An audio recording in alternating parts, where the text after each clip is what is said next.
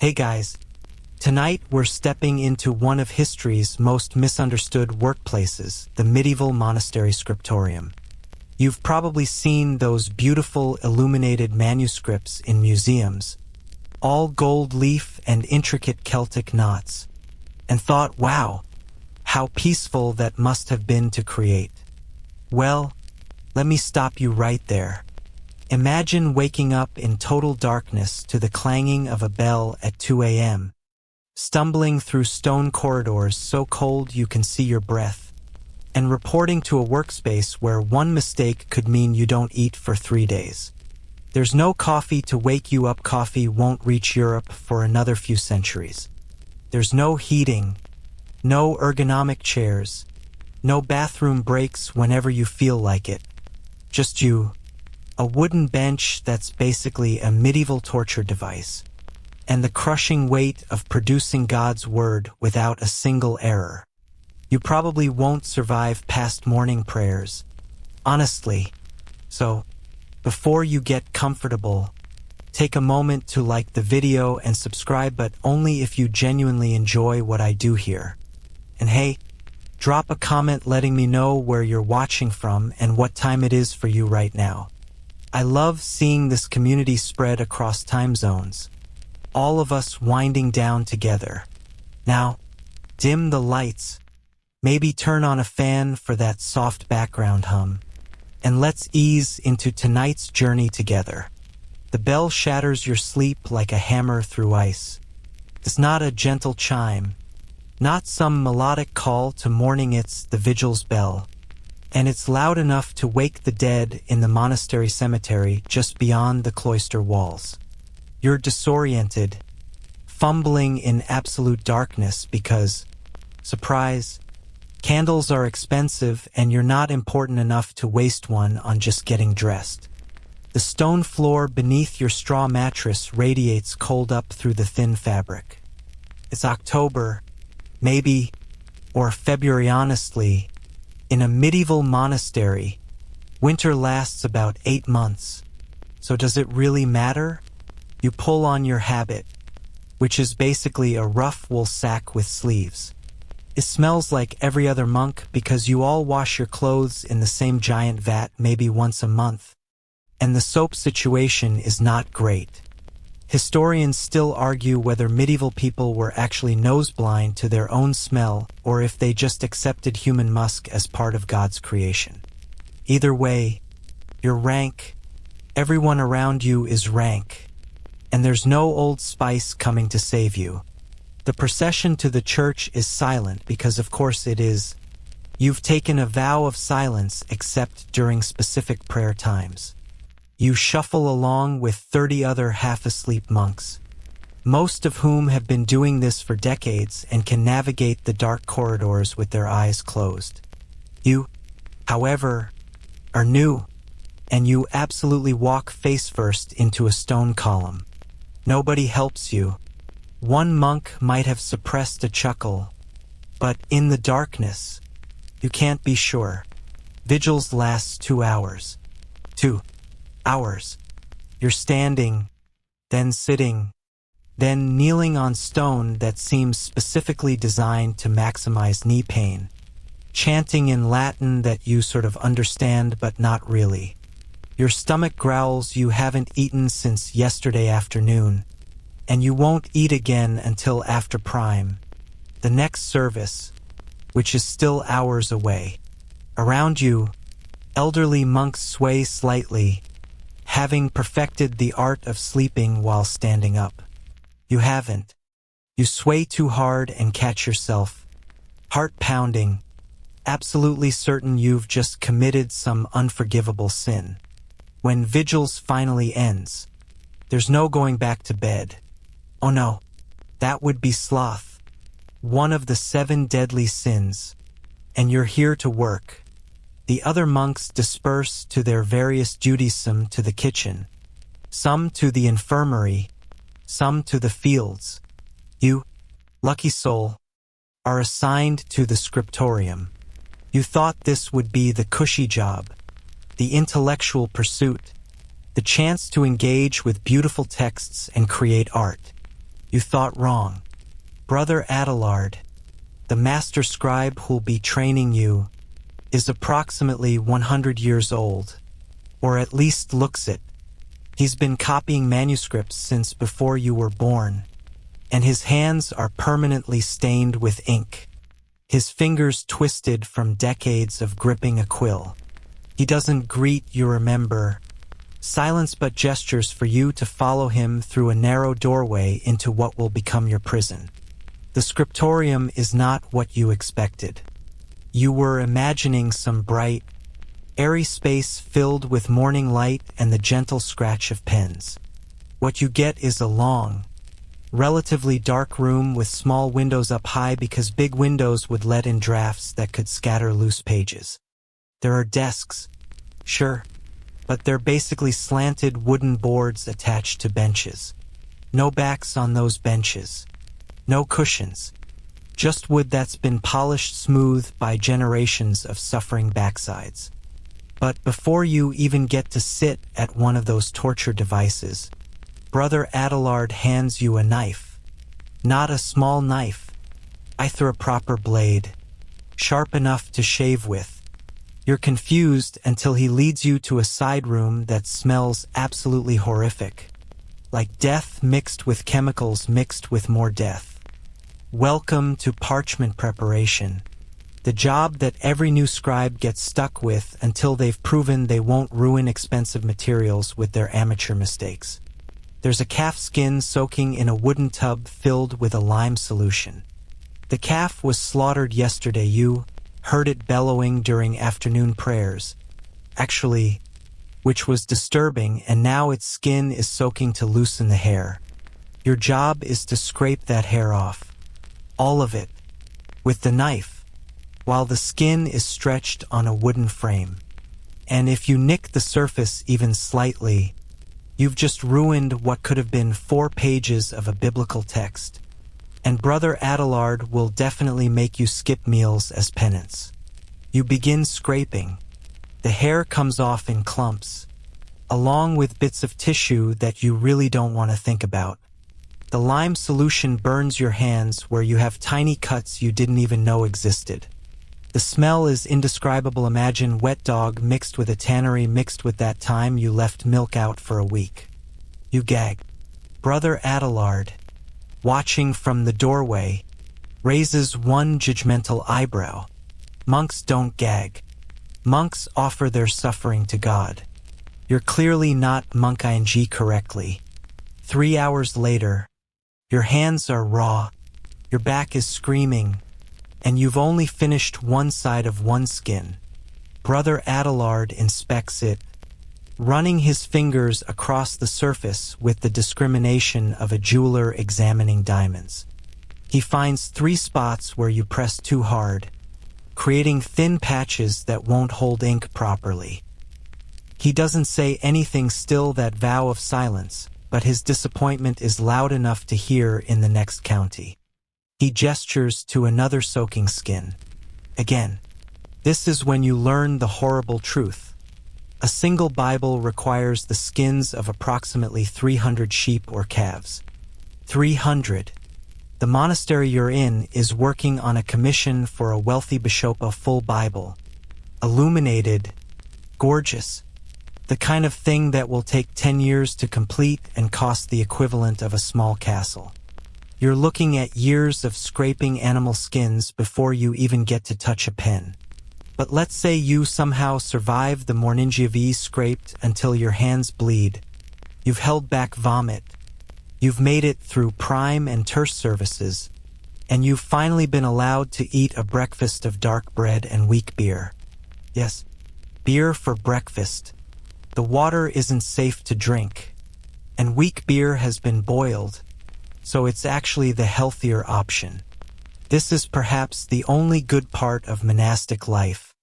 And even then, the beer tastes like liquid bread mixed with regret. After breakfast, you're finally allowed to enter the main scriptorium for real work. The morning light is streaming through those high windows now, and you can actually see what you're up against. There are a dozen monks already at work, bent over their desks in identical postures of concentration and pain. The scratch of quills on parchment creates a weird symphony, punctuated by the occasional scrape of a knife as someone fixes a mistake or sharpens their pen. Brother Adelard sets you up at the desk furthest from the windows, the worst light. Naturally, because you haven't earned good light yet, he places before you a piece of parchment. Not the good stuff, not the creamy vellum that will hold the actual biblical text. This is practice parchment, probably scraped by some other novice, probably full of imperfections. Your job: copy the alphabet, upper and lower case, in the house-style Carolingian minuscule, with all its specific rules about letter height, spacing, and form. He hands you a quill that he's already cut. You don't get to cut your own quills yet. You'll probably stab yourself, and points to a pot of ink. Just black ink, nothing fancy. You dip the quill, and immediately you've taken too much ink. It blobs onto the parchment, spreading into an unholy stain. Brother Adelard's jaw tightens. You've wasted ink and parchment in your first 2 seconds of actual scribal work. Congratulations. You try again, and again. By the time sext rolls around the midday service, you've produced exactly 3 acceptable letters. 3. Your hand is cramping in ways you didn't know were possible. There's ink under your fingernails, on your habit, somehow in your hair. Your eyes are burning from the concentration, from squinting at the parchment, from trying to make your hands do something they've never been trained to do. And here's the thing that really gets you. Every monk in this room has been exactly where you are. Brother Adelard, with his twisted fingers and ink-stained hands, once sat at this same desk, probably producing the same garbage results. The monk next to you, Brother Thomas, who's currently illuminating a capital letter with actual gold leaf, once couldn't even draw a straight line. They all suffered through this, and they'll all watch you suffer through it with the detached interest of people who've forgotten how hard the beginning actually was. Lunch is bread and potagia vegetable stew that's mostly turnips because it's always mostly turnips. You eat in silence in the refectory while one monk reads aloud from a religious text. You're too exhausted to even taste the food. Your hands won't stop shaking. There's a blister forming on your middle finger where the quill rests. And you absolutely know, that this is only the first day and you have decades of this ahead of you if you stay. After lunch, you're back in the parchment preparation room because, of course, you haven't earned the privilege of afternoon scribing yet. More scraping, more lime burns, more gagging back bile as you process the skins of dead animals into the material that will carry the word of God to future generations. There's something deeply medieval about this, the transformation of death into eternal life, the suffering embedded in every holy object, the idea that nothing beautiful comes without pain. By Vesper Sevening prayers, you can barely walk. Your back has locked up from hunching over the scraping frame. Your hands look like you've been fighting wolves. You smell like death and lime and failure. During the service, you actually fall asleep standing up and wake with a start when you begin to topple over. An older monk steadies you with one hand, and there's something almost kind in his eyes, like he remembers, like he knows. Dinner is bread and cheese and more weak beer. You shovel it in mechanically, too tired to even enjoy the basic pleasure of eating. Then Compline, the final service, where you're supposed to examine your conscience and repent your daily sins. You're pretty sure your only sin today was existing in a space where you were clearly not equipped to succeed. But you go through the motions anyway. Finally, you're released to your cell.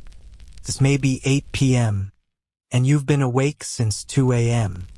18 hours of labor, prayer, and suffering. You collapse onto your straw mattress without even removing your habit. The stone floor is cold beneath you.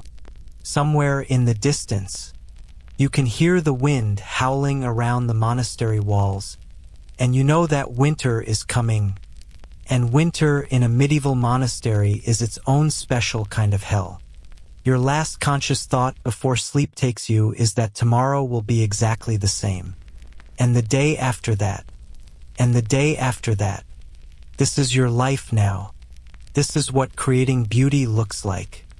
This is the price of preserving knowledge for future generations, your comfort, your health, your very sanity, all sacrificed on the altar of the written word. And the worst part? You haven't even gotten to the actually hard stuff yet. The second week in the Scriptorium brings a new torture. Ink making. You thought scraping animal skins was bad? Friend, you haven't lived until you've spent 6 hours grinding oak galls into powder while your nostrils fill with the acrid stench of medieval chemistry.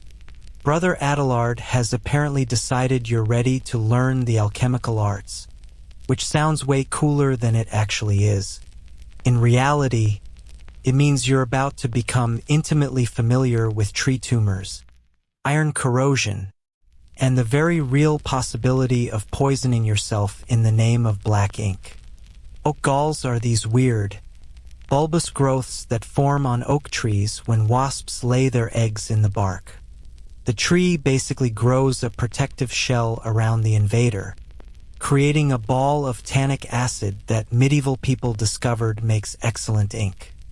Your job this morning is to collect them from the monastery's oak trees, which means climbing said trees in your habita garment specifically designed to make climbing impossible while trying not to fall and break your neck. Historians still argue whether medieval monks were just naturally more agile, or if they simply accepted that occasionally someone would plummet from a tree as part of God's mysterious plan. You manage to collect maybe 3 dozen galls without dying, though you do rip your habit on a branch and earn a disapproving look from Brother Sacristan, who's in charge of monastery property. That habit will come out of well, you don't have wages, so it'll probably come out of your meals. Again, you're starting to understand why medieval monks were so thin. Back in the Scriptorium side chamber, the same room where you scraped calf skins, because apparently all the horrible jobs happen in one convenient location, Brother Adelard shows you the ink-making setup. There's a mortar and pestle, both made of stone and probably older than your grandfather. There's a series of clay pots with mysterious liquids that smell like various kinds of wrong. There's a small furnace for heating mixtures, currently cold because fuel is expensive and you haven't earned fire yet. He demonstrates the process once, moving with the practiced efficiency of someone who's done this thousands of times.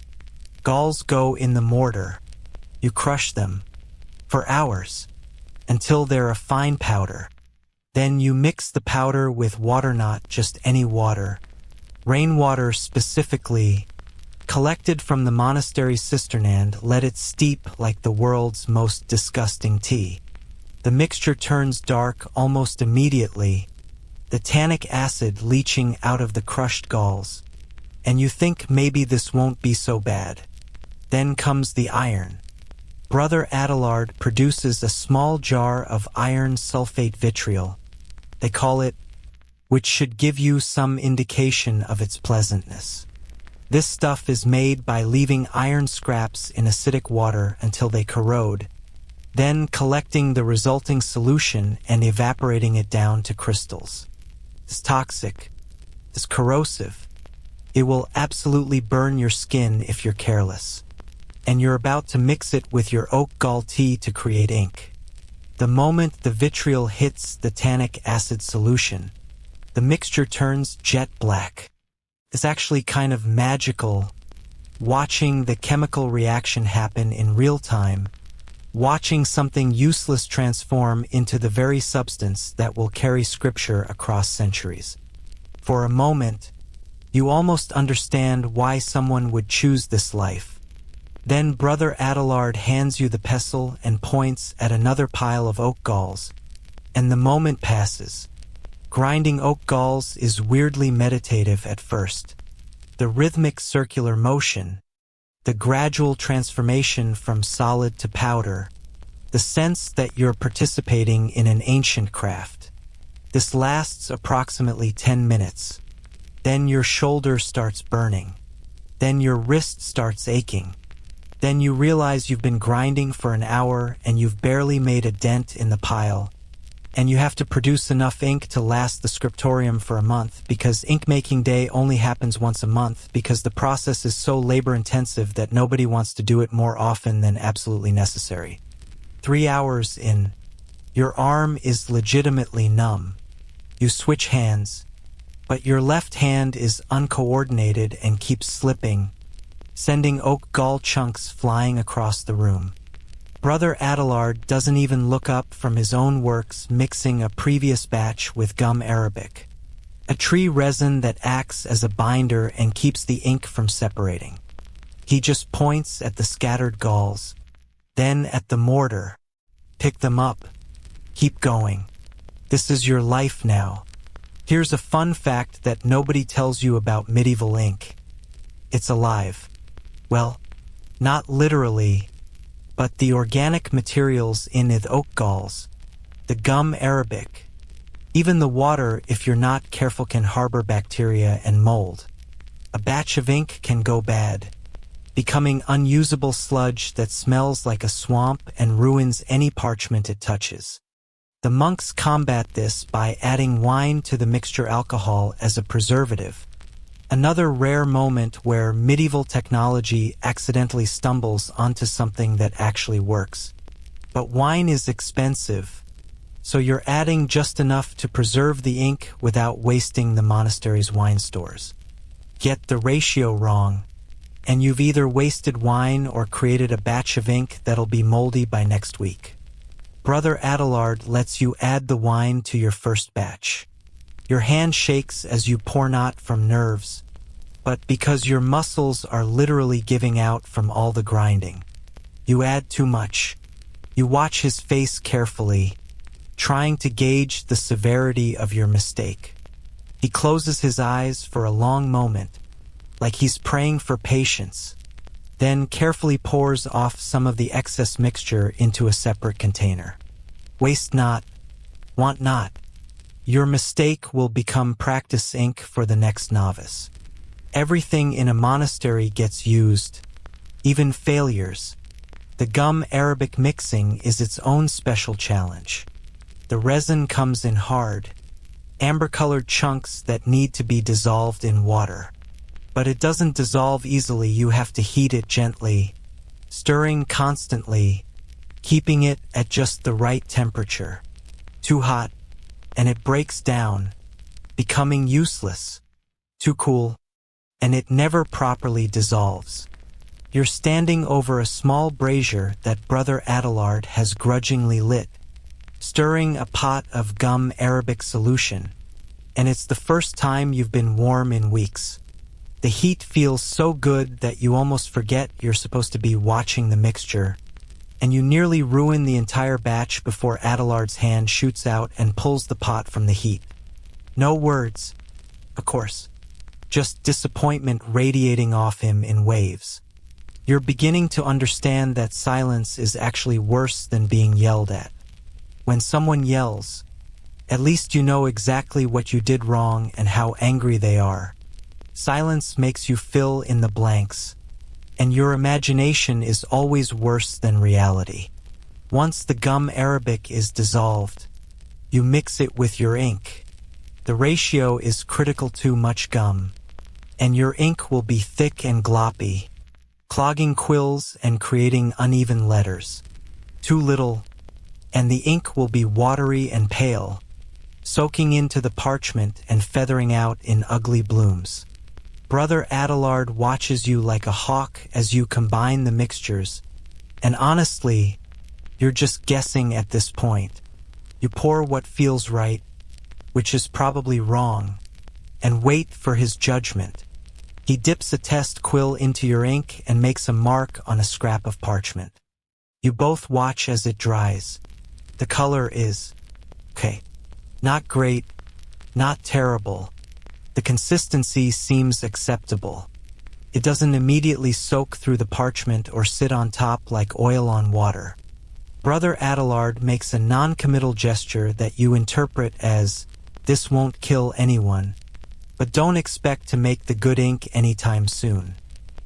But here's where it gets really interesting, and by interesting, I mean complicated enough to make you want to fake your own death and escape to a nice simple life of subsistence farming. Black ink is just the beginning. The Scriptorium also needs colored inks for decorated initials. For rubrication, those red letters that mark important passages for illustrations and illuminations. Each color requires completely different materials and processes. Red ink, for instance, comes from either red lead or vermilion. Red lead is made by roasting white lead itself, made through a horrifying process involving lead sheets, vinegar, an animal dungeon, a furnace.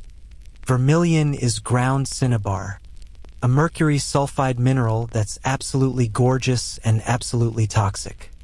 Medieval scribes knew it was dangerous. There are records of monks suffering tremors and madness from mercury poisoning, but beautiful red text was worth the risk.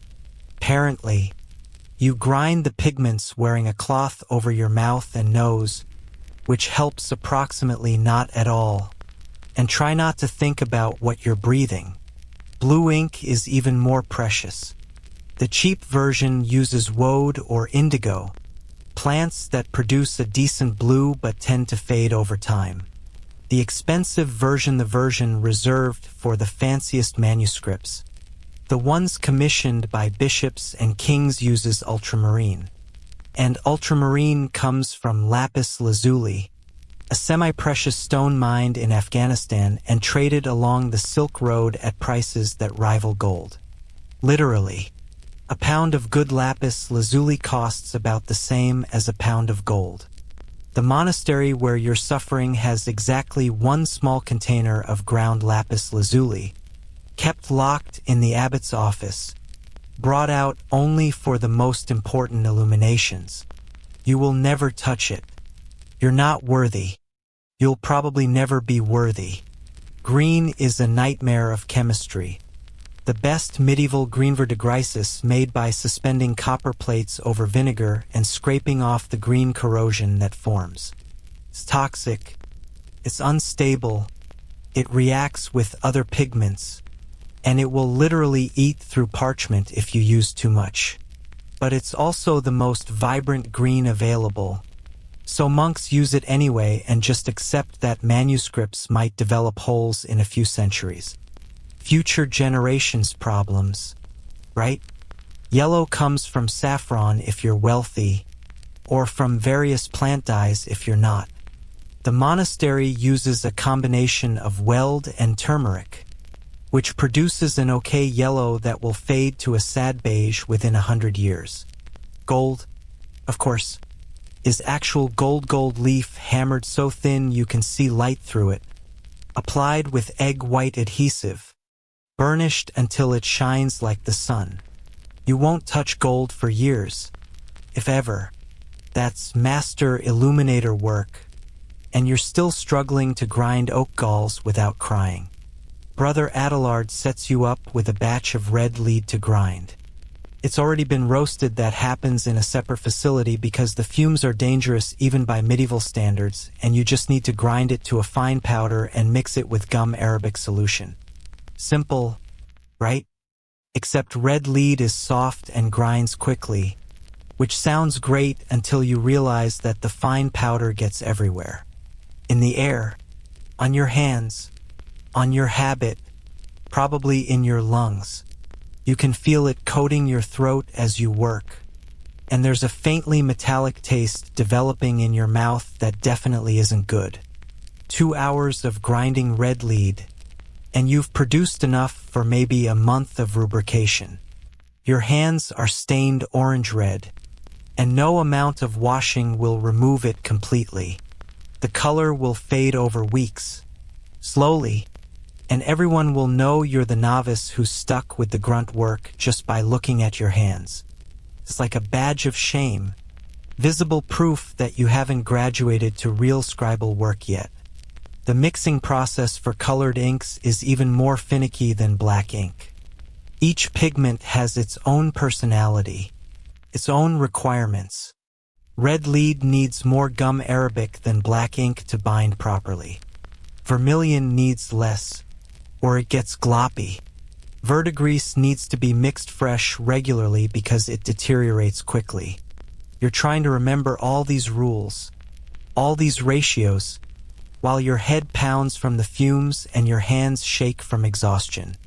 Brother Adelard has you label each pot of ink with its contents and the date written in Latin. Naturally, because even your labels need to be in the language of scholarship. Your Latin is not great. You learned the basics before entering the monastery, enough to stumble through prayers and understand simple texts. But technical terminology is a whole other beast. You're pretty sure you've just labeled the vermilion as red death liquid, instead of using the proper term. But Brother Adelard is busy with his own work and doesn't correct you. You'll probably discover your mistake in 6 months when someone tries to use it and thinks you've helpfully prepared them some poison. The afternoon brings the final horror, cleaning. All those mortars and pestles, all those pots and stirring rods, all of them coated in toxic pigments and corrosive substances. You can't just rinse them in the courtyard fountain that would contaminate the water supply. You have to use sand as an abrasive, scrubbing each vessel clean in a bucket of water that quickly becomes a toxic soup of mixed pigments. Your hands, already stained and burned from the day's work, crack and bleed in the sand and chemical water. This is fine. Everything is fine. You're preserving human knowledge. By the time Vespers arrives, you've produced 4 types of ink, ruined one batch entirely, possibly poisoned yourself with red lead, and definitely lost any romantic notions you had about medieval manuscript production. Your hands look like you've been painting with rainbows and pain. There's vermilion under your fingernails that will probably still be there when you die. The metallic taste in your mouth has become a permanent feature. During evening prayers, you notice one of the older scribe's brother Matthias, maybe 70 years old, has a tremor in his hands. Not the normal shakiness of age, but something rhythmic and constant. Mercury poisoning, you realize with creeping horror. Decades of grinding vermilion have literally damaged his brain, and he's still here, still working, still producing beautiful red letters for manuscripts that will outlive him by centuries. This is what devotion looks like. This is what the pursuit of beauty costs. Dinner tastes like metal. Everything tastes like metal now. You're pretty sure you've inhaled enough toxic dust today to take a few years off your life expectancy, which in medieval times means you might make it to the ripe old age of 40 instead of 45. The bread is stale, the pottage is watery, and your whole body aches in ways that seem specifically designed to make sleep impossible. But sleep you must, because tomorrow you might actually get to use some of this ink you've made. Tomorrow, Brother Adelard might let you copy actual text, not just practice alphabets. Tomorrow, your suffering might produce something beautiful, something lasting, something that justifies all of this pain. Or tomorrow you'll just ruin an expensive piece of parchment with your amateur lettering and be sent back to scraping calfskins. Medieval monastic life. It's a surprise every day, and the surprise is always suffering. You've been in the Scriptorium for 3 months now, and your body has begun to rebel in ways you didn't know were possible. Remember that wooden bench you sit on for 12 hours a day. The one with no back support, no cushion, just unforgiving oak polished smooth by generations of suffering monks? That bench is destroying you from the inside out, one vertebra at a time, and there's absolutely nothing you can do about it. The posture required for scribal work is diabolical. You have to hunch forward to see your work. Those high windows provide light, sure, but not nearly enough for the microscopic precision required in manuscript production. Your face is maybe 8 inches from the parchment, close enough that you're constantly paranoid about drool or sweat dropping onto your work and ruining hours of effort. Your shoulders curve inward, your neck cranes down, your spine bends in a C-shape that would make any modern chiropractor weep openly. And you have to hold this position for hours. Moving too much causes your hand to slip, your letters to wobble, your lines to drift across the page like drunken soldiers. Brother Adelard has demonstrated the proper scribal posture exactly once. Back straight, shoulders back, head tilted just slightly forward. It's biomechanically impossible to maintain while actually writing, and you're convinced it's some kind of monastic hazing ritual. Here's how you should sit. He seems to be saying, knowing full well that you'll spend your entire career doing the exact opposite. The desk itself is slanted at about a 30-degree angle, which is actually ergonomically sound. It brings the work surface closer to your eye level. But it also means you're constantly fighting gravity. Your parchment wants to slide down. Your ink pot wants to tip over. Your hand, cramping around the quill, wants to slide down the page and create a long, manuscript-ruining line of black ink that will haunt your nightmares. You develop this weird claw-like grip on the desk edge with your non-writing hand, just to anchor yourself in place. And after 3 months, you've worn a groove in the wood from your constant clinging. The physical toll starts subtly. First, it's just stiffness when you stand up after a long copying session. Your back cracks like a tree branch in winter, and you have to stand there for a moment, hunched like a question mark, waiting for your spine to remember how to be vertical. The other monks don't even glance at you anymore. They've all been through it. They're all going through it, and your pain is as unremarkable as morning prayers. Then comes the chronic ache, a deep, grinding pain that settles into your lower back and simply refuses to leave. It's there when you wake up. It intensifies throughout the day, and it follows you to bed at night. You try sleeping on your stomach, your side, your back. Nothing helps. The pain has become your constant companion, more reliable than any friend, more faithful than any prayer. By month 3, your neck has developed a permanent crick. You literally cannot turn your head fully to the right anymore without a stabbing pain that shoots down into your shoulder blade. This makes the refectory readings interesting because you can't actually see the reader without rotating your entire upper body like some kind of medieval tank turret. Brother Infirmarieth monk in charge of healthcare, and that's a generous term for what passes as medicine in 1347, offers you a poultice made from comfrey and willow bark. It smells like a bog and does approximately nothing, but you wear it anyway because refusing medical treatment is considered ungrateful and might result in, you guessed it, reduced meals. Your shoulders have begun to round forward permanently. You can feel it happening. Feel your body adapting to the constant hunched position, reshaping itself into the form required by your work.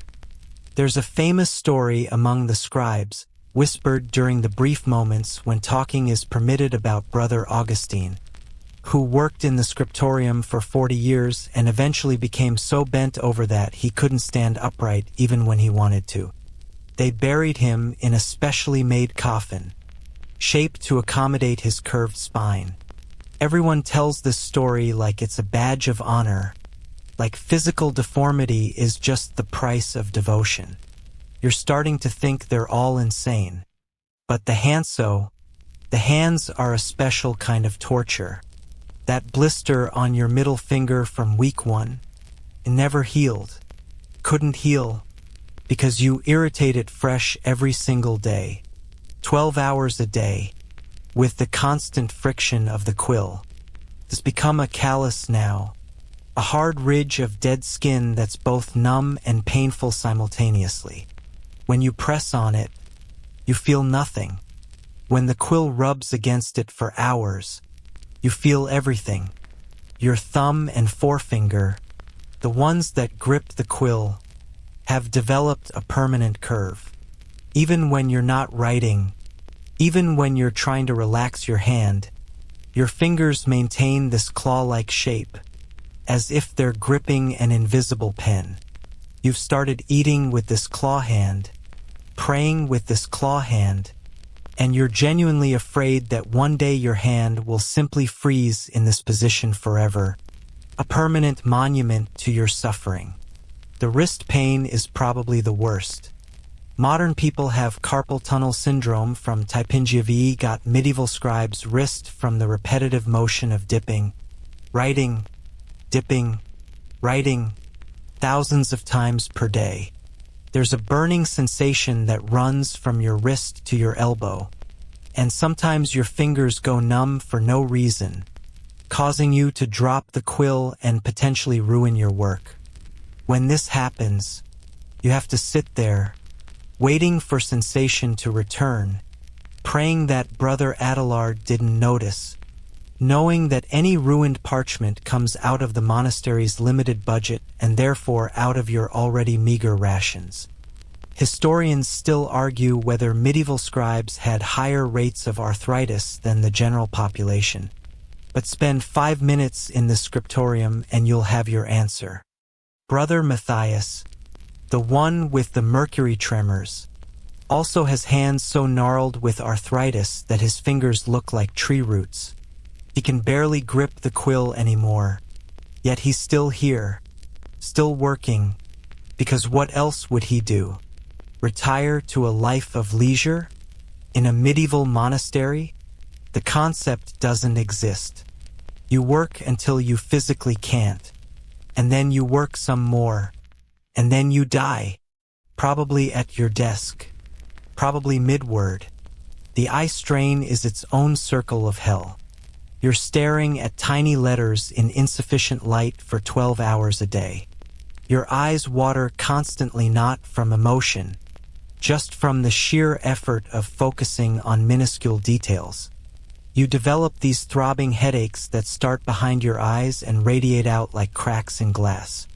The monastery has exactly zero concept of reading glasses. Those won't be invented for another few decades, so you just suffer through it, squinting harder, leaning in closer, making your posture worse and your back pain more intense in a beautiful cycle of deterioration. By afternoon, when the light starts to fade, you're basically working blind.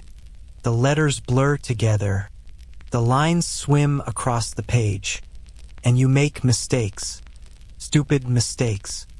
Mistakes you'd never make in good light with fresh eyes. You transpose letters, skip words entirely, write the same line twice because you can't remember if you already copied it.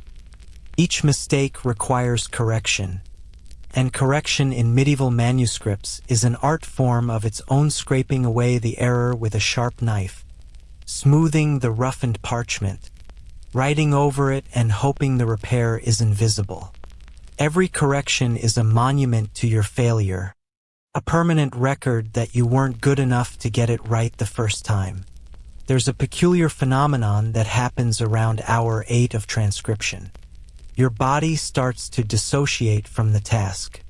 Your hand keeps moving, forming letters, dipping the quill, but your conscious mind has wandered off somewhere else entirely.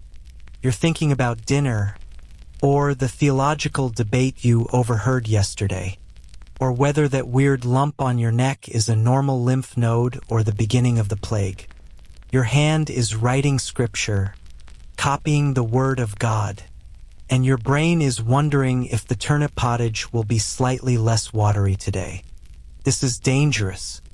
This is how you copy an entire paragraph from memory instead of from the source text, introducing errors that might propagate through history if someone copies from your copy. This is how you nod off for a split second and wake with a jolt, having drawn a long ink line across 3 lines of text. Brother Adelard has caught you in this twilight state exactly 12 times, yes. You're counting, and each time, his expression of disappointment grows more profound. You're not just failing the monastery, you're failing God.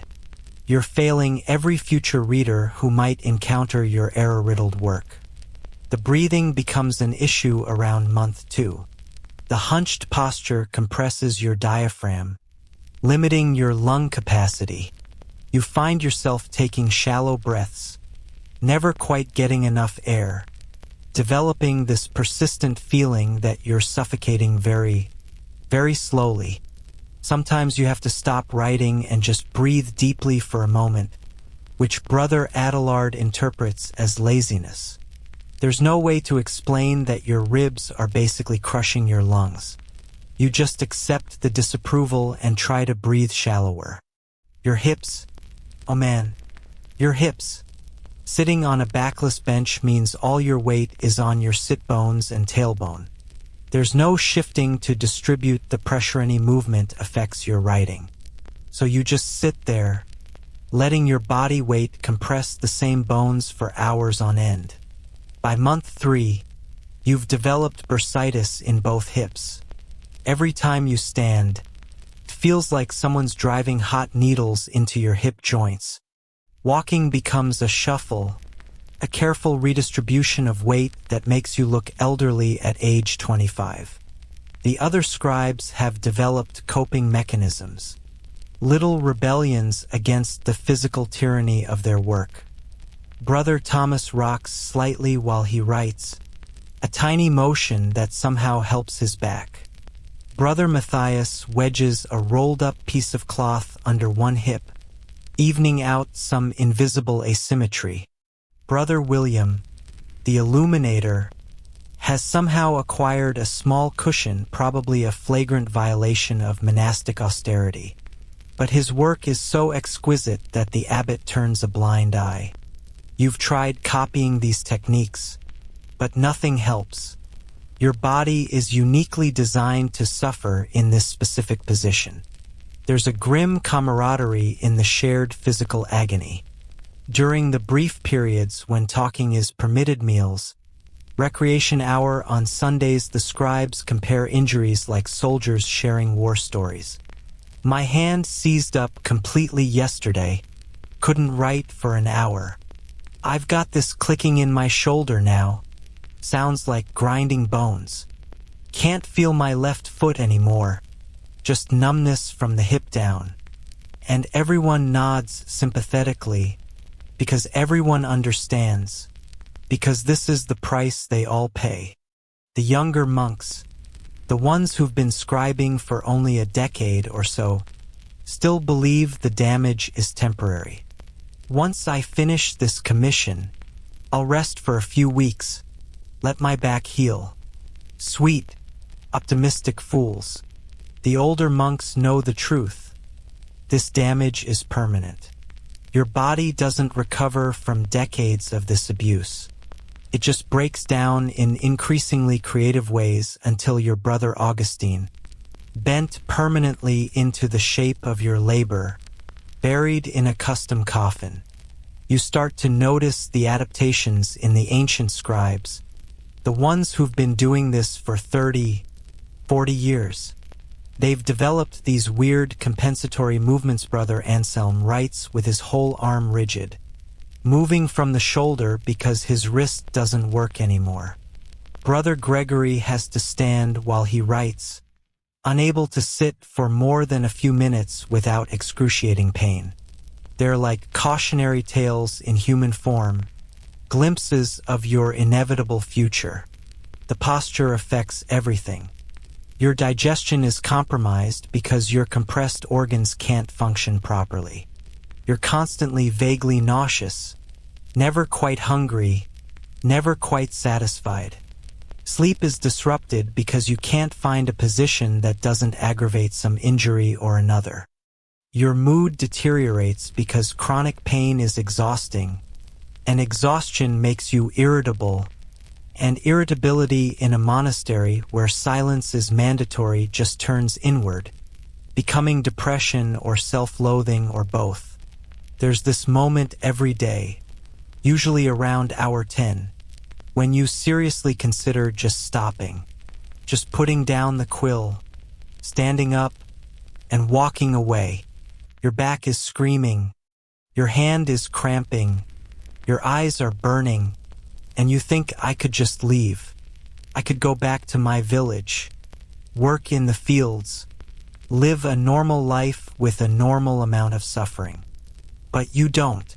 You keep writing, because you've invested 3 months of agony in this already. Because leaving would mean admitting defeat. Because somewhere deep down, despite everything, you still believe that this work matters. The parchment in front of you holds a passage from the Gospel of John.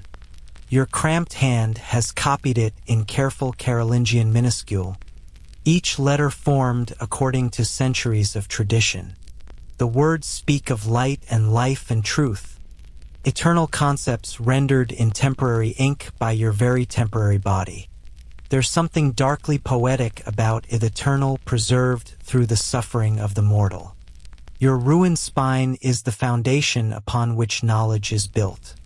Your arthritic hands are the tools of cultural transmission. You are destroying yourself so that ideas might live forever.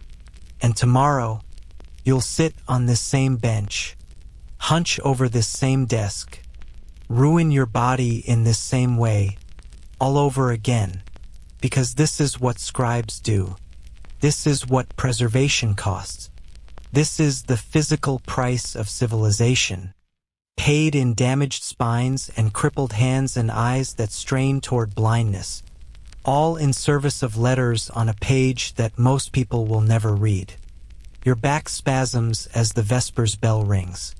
Time to stand, if you can remember how.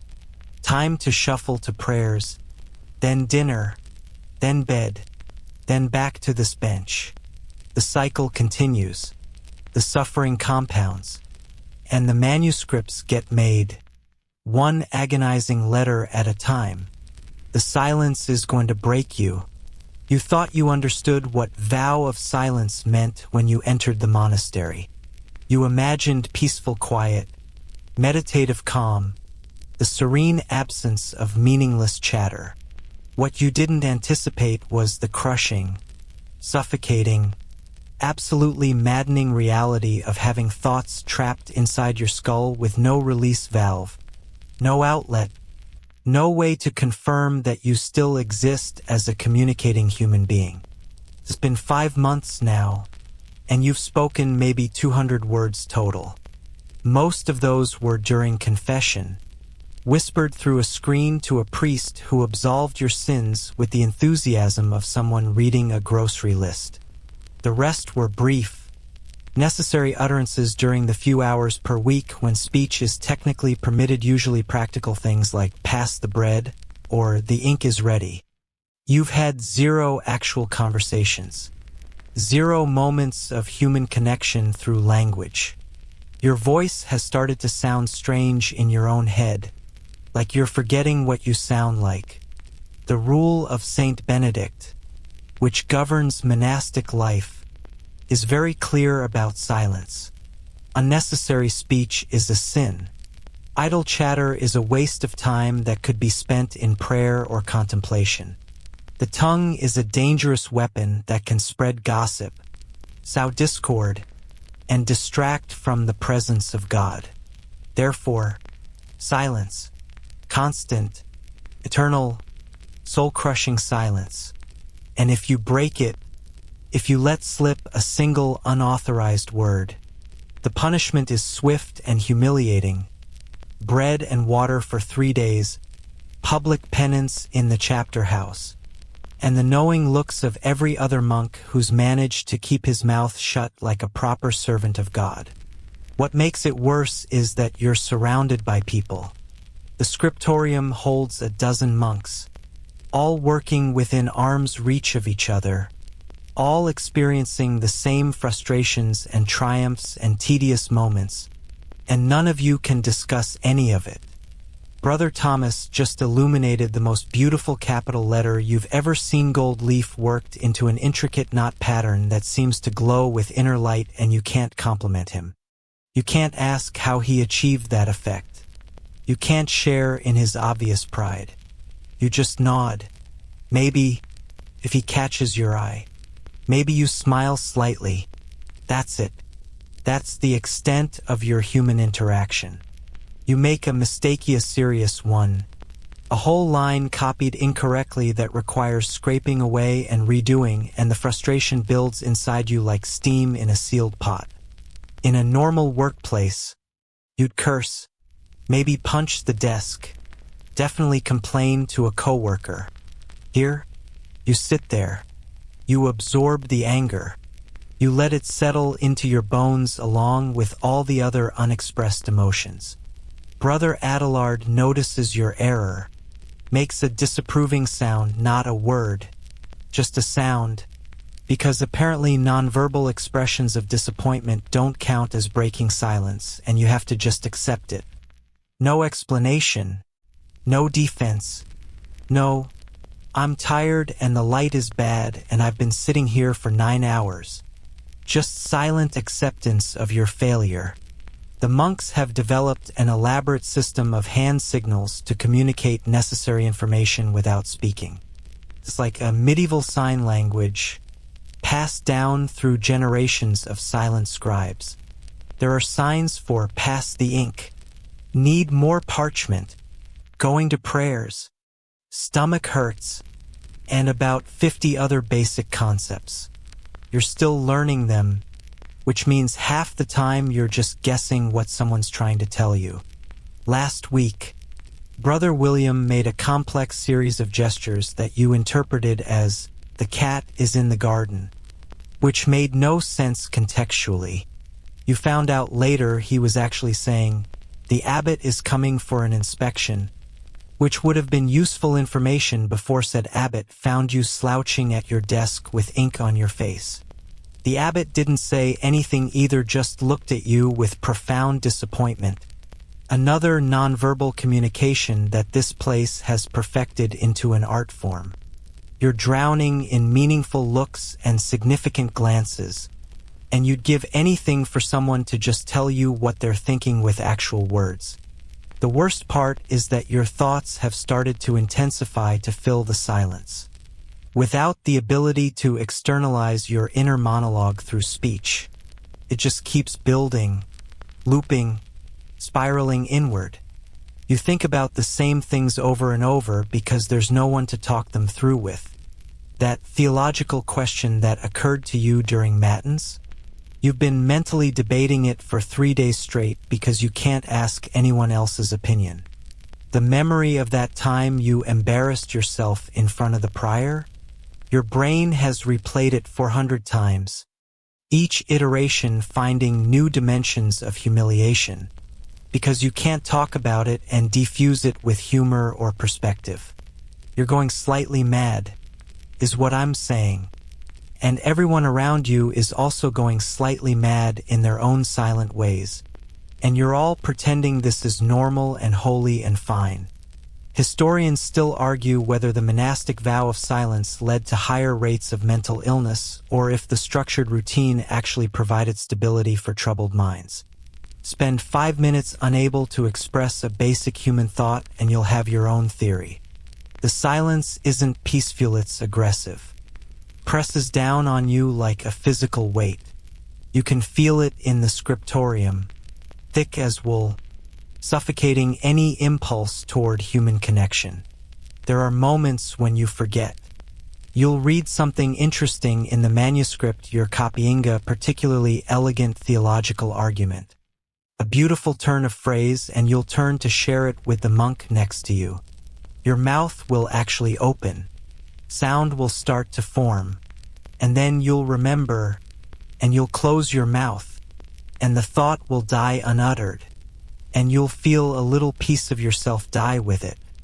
This happens maybe 10 times a day, and it never gets less crushing. The meal times are especially torturous because they almost allow speech but not really. You file into the refectory in silence, sit at the long tables in silence, and eat in silence while one monk reads aloud from a religious text. You're technically hearing language, but you can't respond to it, can't discuss it, can't even ask someone to pass the salt without using the hand signal for salt, which you definitely don't know yet, so you just eat unsalted pottage like some kind of penitent hermit.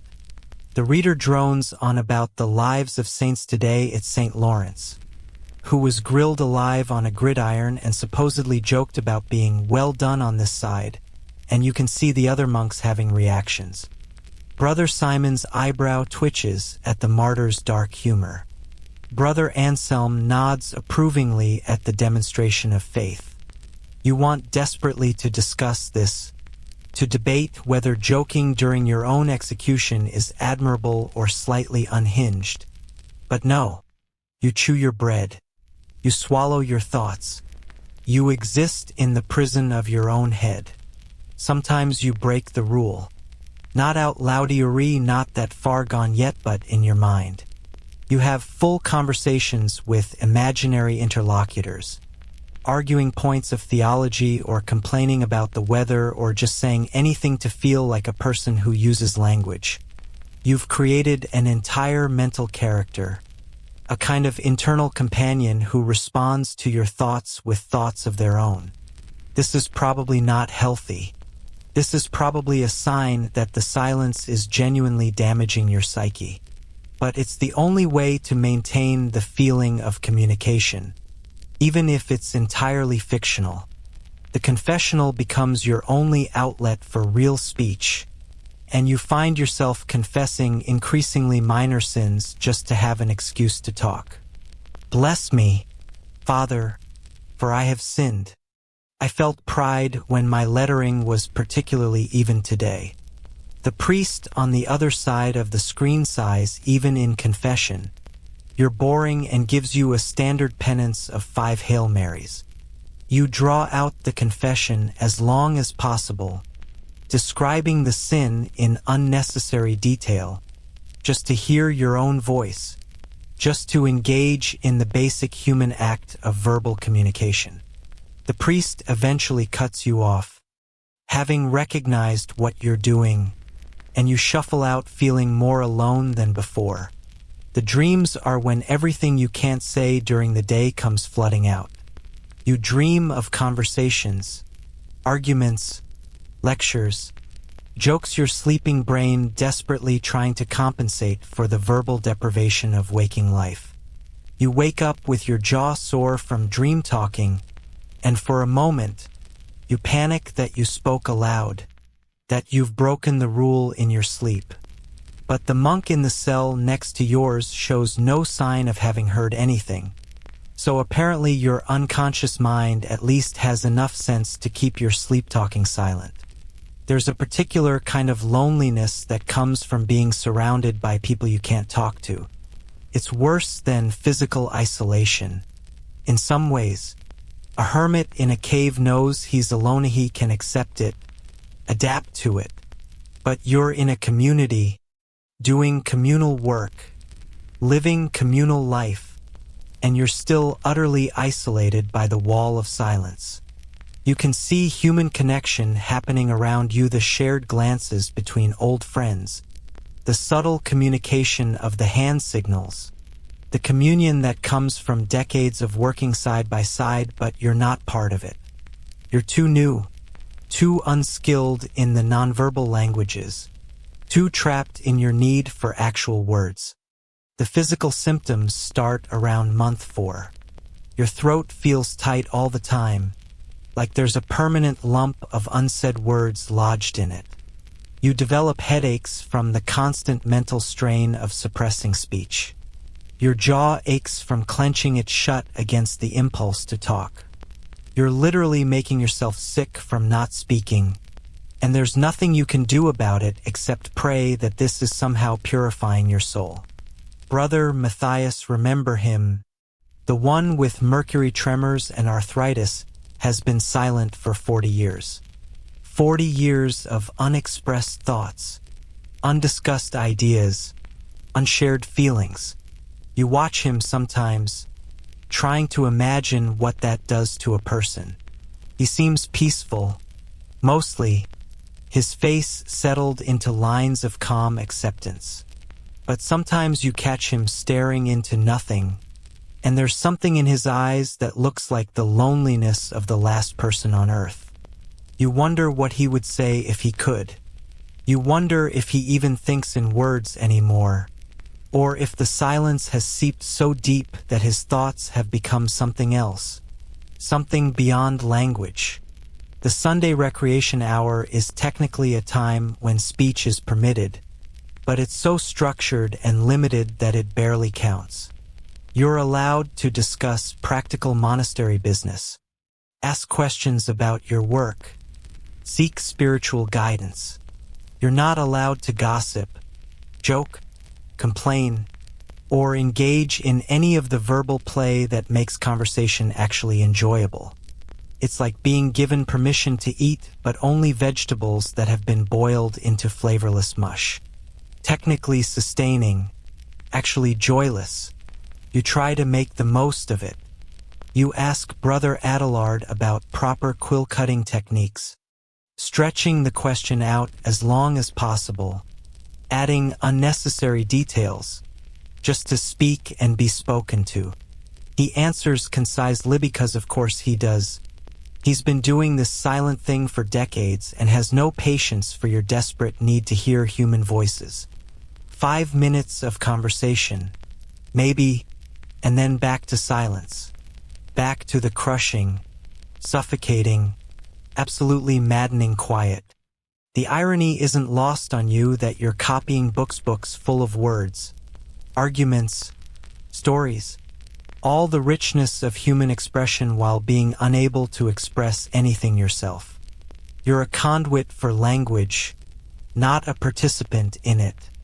The words flow through your hand onto the parchment, but none of them are yours. None of them carry your thoughts, your questions, your observations about this bizarre life you're living. You're a human copying machine, and copying machines don't need to talk.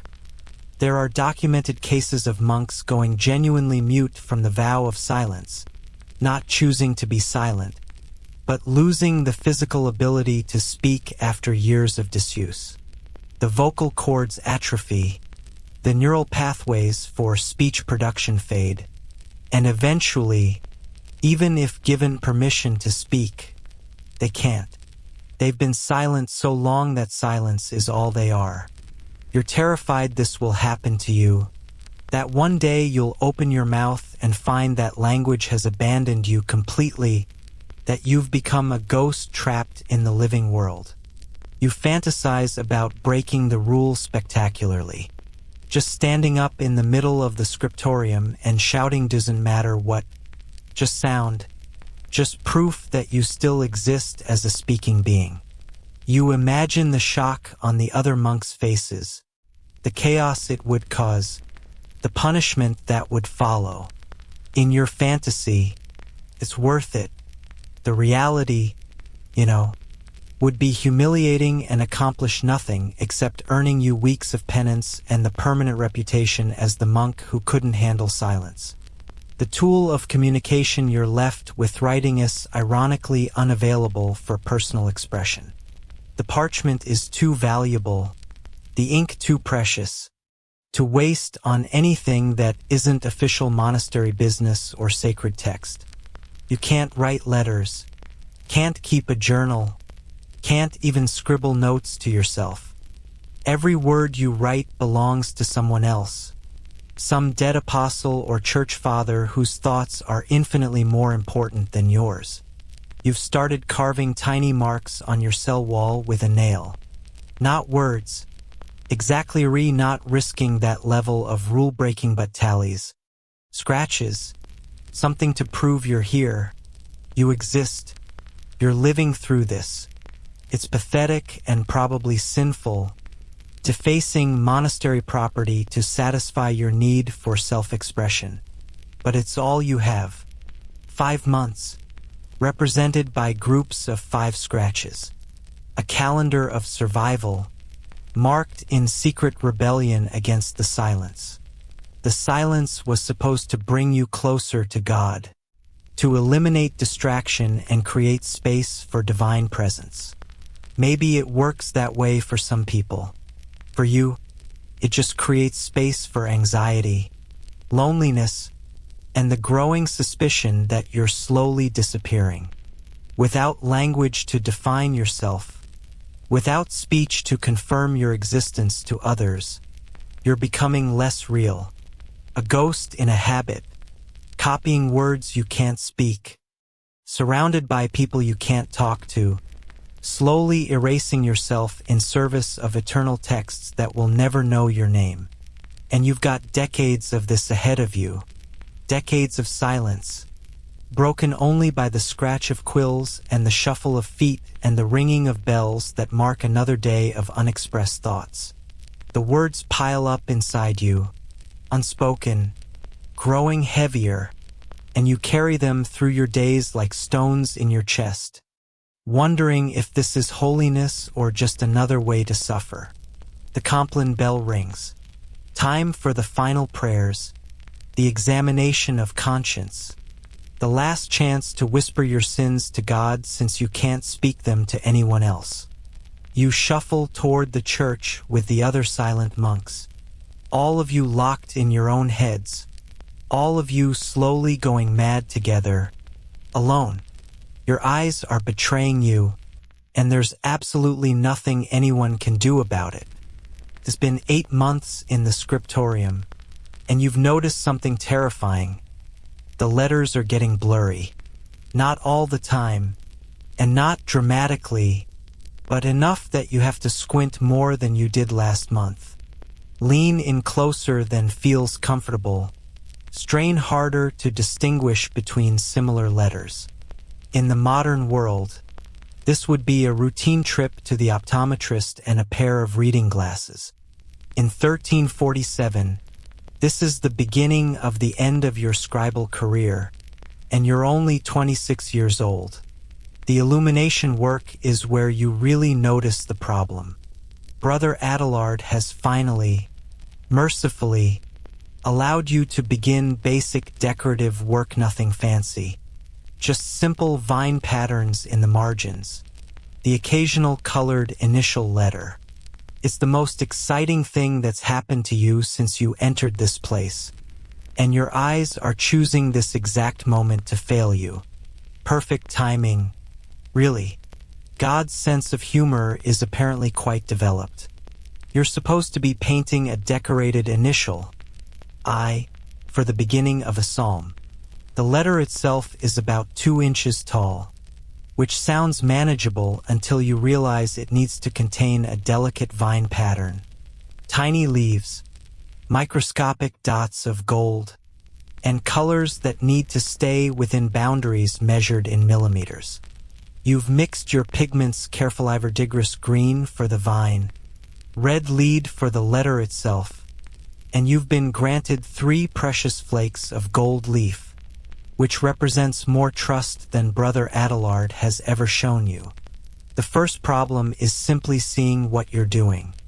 The winter light coming through the high windows is weak and gray, and it's only mid-afternoon sunsets around 4 p.m. this time of year, which means you've got maybe 2 hours of workable light left. You've positioned yourself at the desk nearest the windows, ignoring the resentful looks from monks who've been here longer and feel entitled to the good spots. This is your chance to prove you can do illumination work. And you're not letting medieval seniority politics stop you. You load your brush with red lead, the finest brush available, made from squirrel hair, which sounds fancy until you realize it's still just a few hairs tied to a stick. The brush tip is maybe 1 millimeter wide. You need to paint a line maybe 0.5 millimeter wide. Your hand is already shaking slightly from the pressure, and you haven't even touched the parchment yet. The first stroke goes down okay. A thin red line forming the vertical shaft of the letter. But as you try to add the delicate serifs, tiny decorative flourishes at the top and bottom, your eyes refuse to cooperate. The brush tip blurs. The parchment surface blurs. You're basically painting blind, guiding the brush more by feel than by sight, and you can tell immediately that something's wrong. The serif is too thick, wobbling where it should be crisp, and there's a tiny blob where your hand hesitated. You could scrape it off and start over, but you've already applied the paint, and red lead doesn't scrape away cleanly. It stains the parchment, leaves a ghost of itself behind. You make the executive decision to continue, hoping you can hide the mistake with the vine pattern. This is how medieval manuscripts end up with slight imperfections that art historians will analyze centuries later, speculating about the scribe's intention. The intention was, my eyes don't work and I'm panicking. The vine pattern requires you to paint a line maybe 1/3 of a millimeter wide, curling around the letter in a graceful spiral. You've practiced this on wax tablets, on scraps of rejected parchment, and you can do either at least. You could do it last month. Now, you bring the brush down, and the line immediately goes rogue. It's too thick in places, too thin in others, and it wobbles like a drunk snake. You're squinting so hard your face hurts, leaning so close to the parchment that you're in danger of breathing on it and disturbing the wet paint. Brother Adelard materializes behind Yoha, has this supernatural ability to appear silently whenever you're struggling, and you feel his presence like a cold wind. He doesn't say anything, of course, but he leans over your shoulder to inspect your work. The silence extends. You can hear him breathing, can feel the weight of his judgment. Finally, he taps the parchment twice, next to your wobbly vine, and walks away, in the complex nonverbal language of monastic disapproval. This translates to, "This is terrible, fix it, and seriously consider whether you're cut out for this work." The gold leaf application is going to be a disaster. You can already tell. Gold leaf is literally gold hammered so thin that it's translucent, fragile as a breath, impossible to handle without specialized tools and a steady hand. You're supposed to apply a layer of Glareg white mixed with gum arabicto the areas where you want the gold to stick. Then you carefully lift the gold leaf with a special brush, transfer it to the glared area, and press it down gently. Once it dries, you burnish it with a smooth stone or a dog's toothies. Really, a specially prepared dog's tooth is the best burnishing tool, because medieval people were weird until it shines like the sun. You've watched Brother William do this 100 times. In his experienced hands, the gold leaf floats onto the parchment like a butterfly landing on a flower, settles perfectly, adheres evenly, and burnishes to a mirror shine. It's absolutely beautiful, and you're about to ruin it. Your eyes are watering from the strain of focusing on the tiny details. You've developed a headache that feels like someone's driving a spike through your left eye socket. The weak winter light is fading, and someone's lit candles to supplement it, which helps the brightness but adds flickering shadows that make everything worse. You can barely see the edges of the area you've glared. You definitely can't see the translucent gold leaf clearly enough to position it accurately. You lift the first flake of gold with the brush. It's barely there, a whisper of metal that catches the candlelight and seems to glow with its own luminescence. This single flake is worth more than your meals for a week.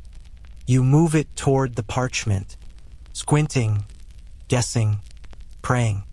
The flake drifts down, and you have no idea if it's landing in the right spot until it actually touches the parchment and sticks. It's half an inch to the left of where it should be. A big, obvious mistake that screams amateur to anyone who knows anything about illumination. You've just wasted gold. Actual gold. Brother Adelard is going to kill you, or worse, send you back to parchment scraping for another 6 months. You try to salvage it. Using a dry brush, you attempt to nudge the gold leaf into position before the glare dries. This is technically possible but requires a delicate touch and perfect vision, neither of which you possess. The gold leaf crumples slightly under the brush pressure, creating a wrinkle that will be visible forever. You've now made the mistake worse. Congratulations. The second flake goes down too far to the right, overcompensating for the first mistake. The third flake, your last chance, you position with your eyes closed, literally just hoping for divine intervention. It lands approximately where it should be, through sheer luck rather than skill, but it's wrinkled too because your hands are shaking from stress. Brother William, the master illuminator, drifts by to check on your progress. He looks at your work. He looks at you. He looks at your work again. Then he does something unexpected. He picks up a burnishing stone and gently, carefully, burnishes your disaster gold into something almost acceptable. The wrinkles smooth out somewhat. The misaligned flakes settle into a pattern that could almost be intentional, if you squint, which, ironically, you've been doing all day. He hands you the burnishing stone with an expression that might be sympathy or might be pity, and returns to his own work. You want to cry. Not from gratitude, though that's part of it, but from the crushing realization that your eyes are failing and there's no fix coming. No glasses, no surgery, no solution, just progressive deterioration until you can't see well enough to do detail work, at which point your value to the Scriptorium drops to basically nothing. You'll be reassigned to some other task, maybe garden work, maybe kitchen duty, maybe just endless prayers for the monks who can still contribute something useful. Historians still argue whether the high rates of blindness among medieval scribes were due to the close work, the poor lighting, or simple aging without corrective lenses. But sitting here, eyes burning, head pounding, staring at work you can barely see, you know the answer. It's all of it. The cumulative effect of years spent straining to see tiny details in insufficient light, with no breaks, no eye exercises, no concept of ocular health. Your eyes are tools being used up, worn out in service of beautiful books. The afternoon light is almost gone now. The candles are burning lower, their light getting dimmer, and you're supposed to continue working until Vespers. You have maybe 45 minutes left, and you're meant to add the tiny leaves to your vine pattern, each leaf requiring 3 or 4 brushstrokes of microscopic precision. You can't see well enough to do this. You physically cannot see the detail required. You try anyway, because what else can you do? You bring the brush down where you think a leaf should go, and you paint something that might be leaf-shaped if observed from a great distance by someone with worse eyes than yours. You add another, and another. Each one is slightly wrong, slightly off, contributing to an overall effect of attempted by someone who's never seen a leaf before. The irony of working in a monastery surrounded by a garden full of actual leaves is not lost on you. By the time the Vespers bell rings, you've completed your first illuminated initial, and it's objectively bad.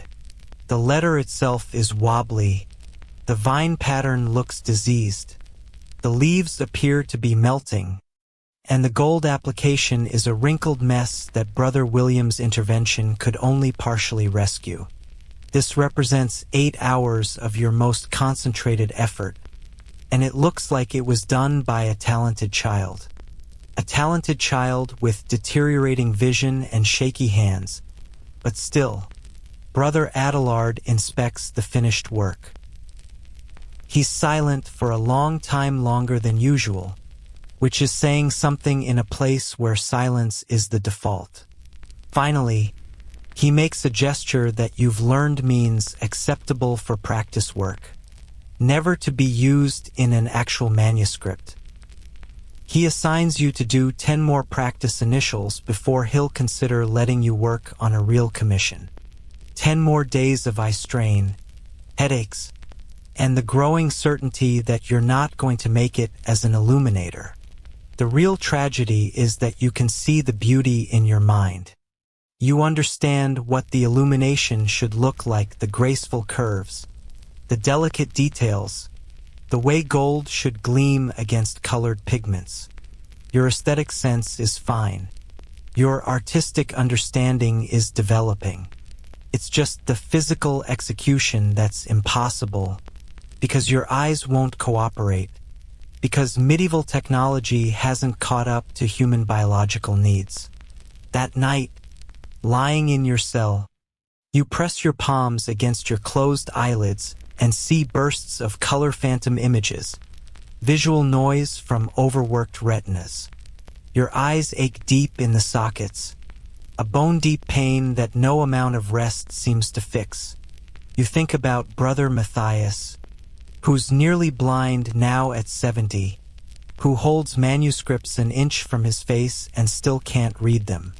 You think about Brother Anselm, who developed cataracts at 50 and now navigates the monastery by memory and touch.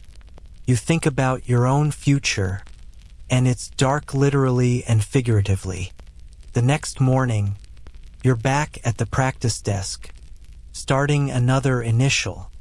The light is slightly better today, a rare sunny winter morning, but your eyes are tired from yesterday's strain. They refuse to focus properly. Everything has a soft edge, a blur that no amount of squinting can sharpen. You load your brush with pigment and begin to paint, knowing it won't be good enough, knowing it will never be good enough, knowing that your eyes are counting down to the day they simply give up entirely. Brother William passes by and pauses. He makes a gesture hand moving from his eyes to yours, then a questioning tilt of the head. He's asking if your vision is okay. You shake your head slightly, admitting the problem, and his expression shifts to something like understanding. He points to himself, then makes a gesture of something far away becoming close. He's telling you that he had the same problem, that he understands. But here's the thing. Brother William is 53 years old. His eyes started failing in his 40s, after decades of perfect vision allowed him to master his craft. You're 26. You're failing before you've even begun. The math is brutal and simple. If you're struggling to see detail work now, what happens at 30, to 40, to 50?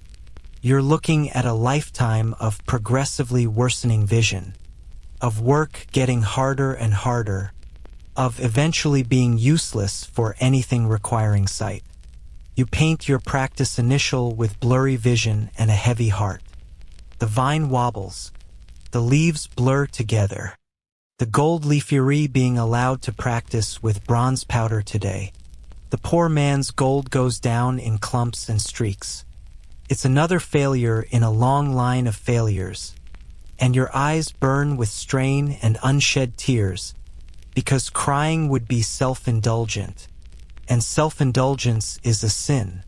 The candles flicker, your vision blurs, your hand shakes, and the beautiful, perfect image in your mind, the illumination as it should bear, remains forever out of reach, trapped behind eyes that are slowly, inevitably going dark.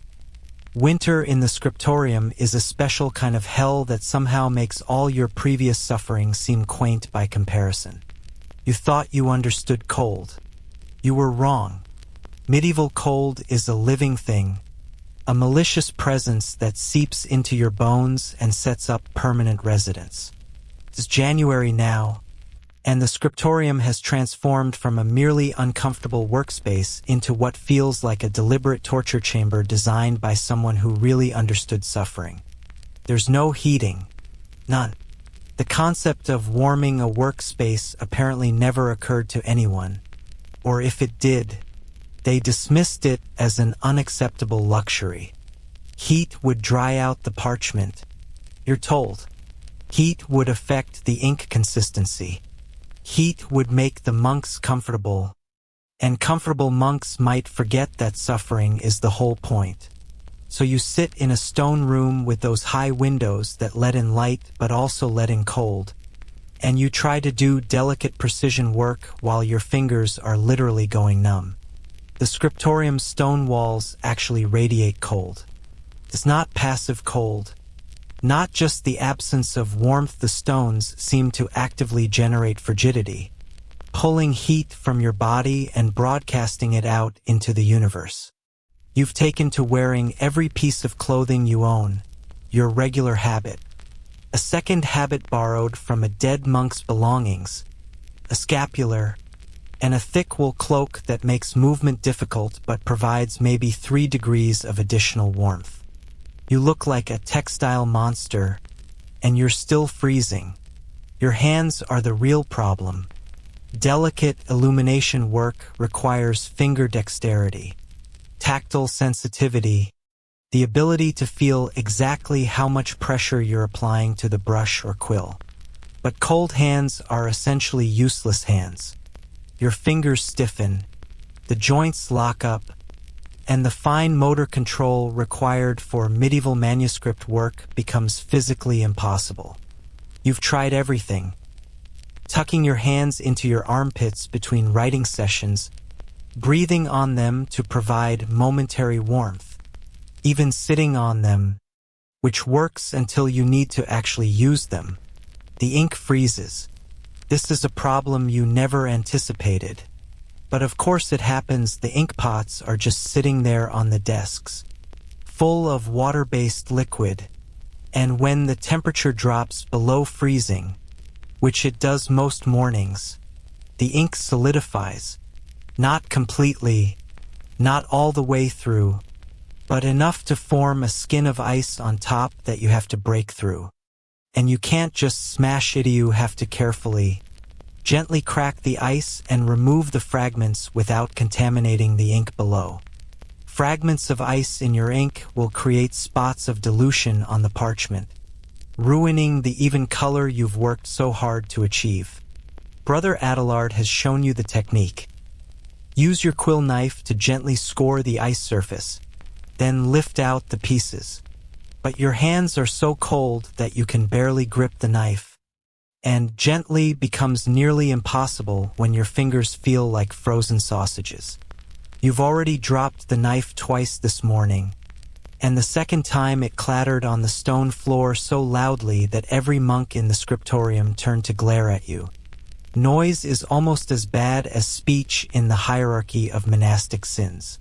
Even when you manage to break the ice and access the liquid ink below, the ink itself is cold enough that it doesn't flow properly. Thick, sluggish, reluctant to leave the pot, and even more reluctant to flow smoothly onto parchment. Your letters come out heavy and irregular because you're basically trying to write with semi-frozen mud. Brother Adelard keeps making that disappointed clicking sound, and you want to scream at him that maybe if the room were warm enough for human habitation, your work would improve. But of course you can't say that, So you just absorb the criticism and try again. The parchment gets brittle in the cold. This is another delightful discovery: animal skin, when frozen, loses its flexibility and becomes prone to cracking. You've watched in horror as Brother Thomas's parchment actually split while he was writing on it, a clean crack that propagated across 3 lines of perfect text, destroying hours of work.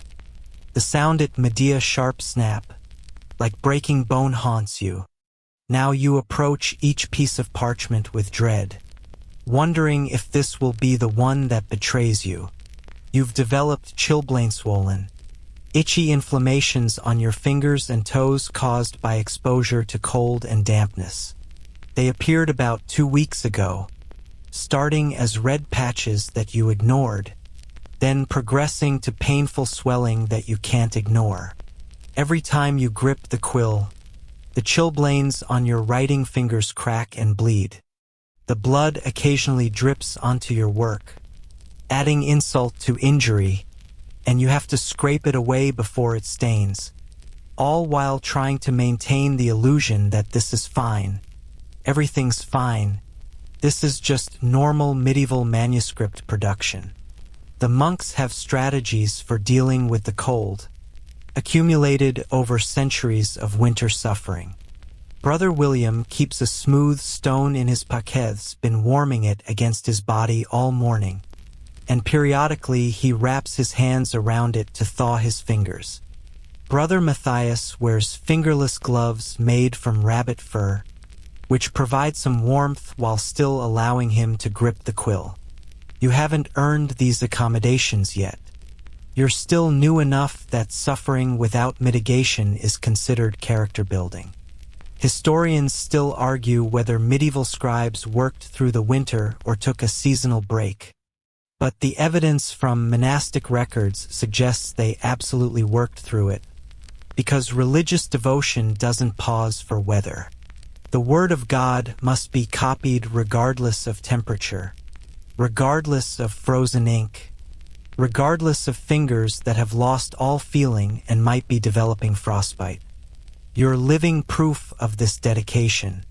Though living might be an overstatement, you feel more like a slowly freezing corpse that occasionally produces calligraphy. The breathing is another issue you hadn't considered. Every exhale produces a visible cloud of moisture in the frigid air. This moisture is dangerous around manuscripts. It can condense on the parchment, causing the ink to run or creating water stains that ruin the page. You've learned to breathe away from your work, turning your head slightly with each exhale, which is fine except it means you're constantly turning your head, straining your already damaged neck, adding another layer of physical discomfort to the experience. Your face is perpetually cold. Your nose runs constantly clear liquid that drips without warning and threatens your work. You've developed the habit of keeping a rag tucked in your sleeve, and you're constantly dabbing at your nose, trying to prevent disaster. The other monks do the same. The Scriptorium is full of grown men discreetly wiping their noses every 30 seconds, like the world's most dignified kindergarten class. The morning light in winter is weak and blue, barely sufficient for reading, completely inadequate for the detail work required in illumination. But candles near parchment are risky. The heat can damage the material, and the smoke can stain it. So you work in the dim natural light, squinting, straining, bringing the parchment closer to your face until you're basically touching it with your nose. This is how monks develop permanent vision damage by age 30. You realize, this is the price of winter manuscripts. There was a cold snap last week that pushed temperatures to genuinely dangerous levels. The water in the courtyard fountain froze solid. The bread at breakfast was so hard and cold that Brother Simon broke a tooth on it. You heard the crack from 3 seats away, and the Scriptorium became actively uninhabitable. The ink froze solid, not just the surface but all the way through. The The parchment became so brittle that touching it risked shattering it. And your hands lost all color, turning white, then blue, then a mottled purple that suggested bad things happening at the cellular level. Brother Infirmary made one of his rare appearances, inspecting the monks for signs of frostbite. He pulled Brother Anselm from work. 2 of his fingers had turned black at the tips, early-stage frostbite that would require immediate intervention. The intervention consisted of soaking the fingers in lukewarm water and praying, which is about the extent of medieval frostbite treatment. You watched Anselm's face contort in pain as feeling returned to his fingers, the excruciating pins and needle sensation of tissue coming back to life, and you understood that this could be you tomorrow, next week, any day that the temperature drops below a certain threshold. The abbot, to his credit, recognized that working was impossible during that cold snap. He suspended scriptorium duties for 3 days, the first time in your tenure that work has stopped for weather. But this wasn't mercy, it was practicality. Frozen monks can't produce manuscripts, and damaged hands reduce productivity. You were sent to the warming room, the one heated space in the monastery, reserved for the elderly and infirm. Huddled there with 30 other monks around a single brazier, you experienced warmth for the first time in weeks, and it was almost painful. Your frozen extremities thawed, your blood started flowing properly, and you realized just how much damage the cold had been doing. But 3 days later, you were back in the scriptorium. The temperature had risen to maybe just below freezing, practically tropical by recent standards, and work resumed.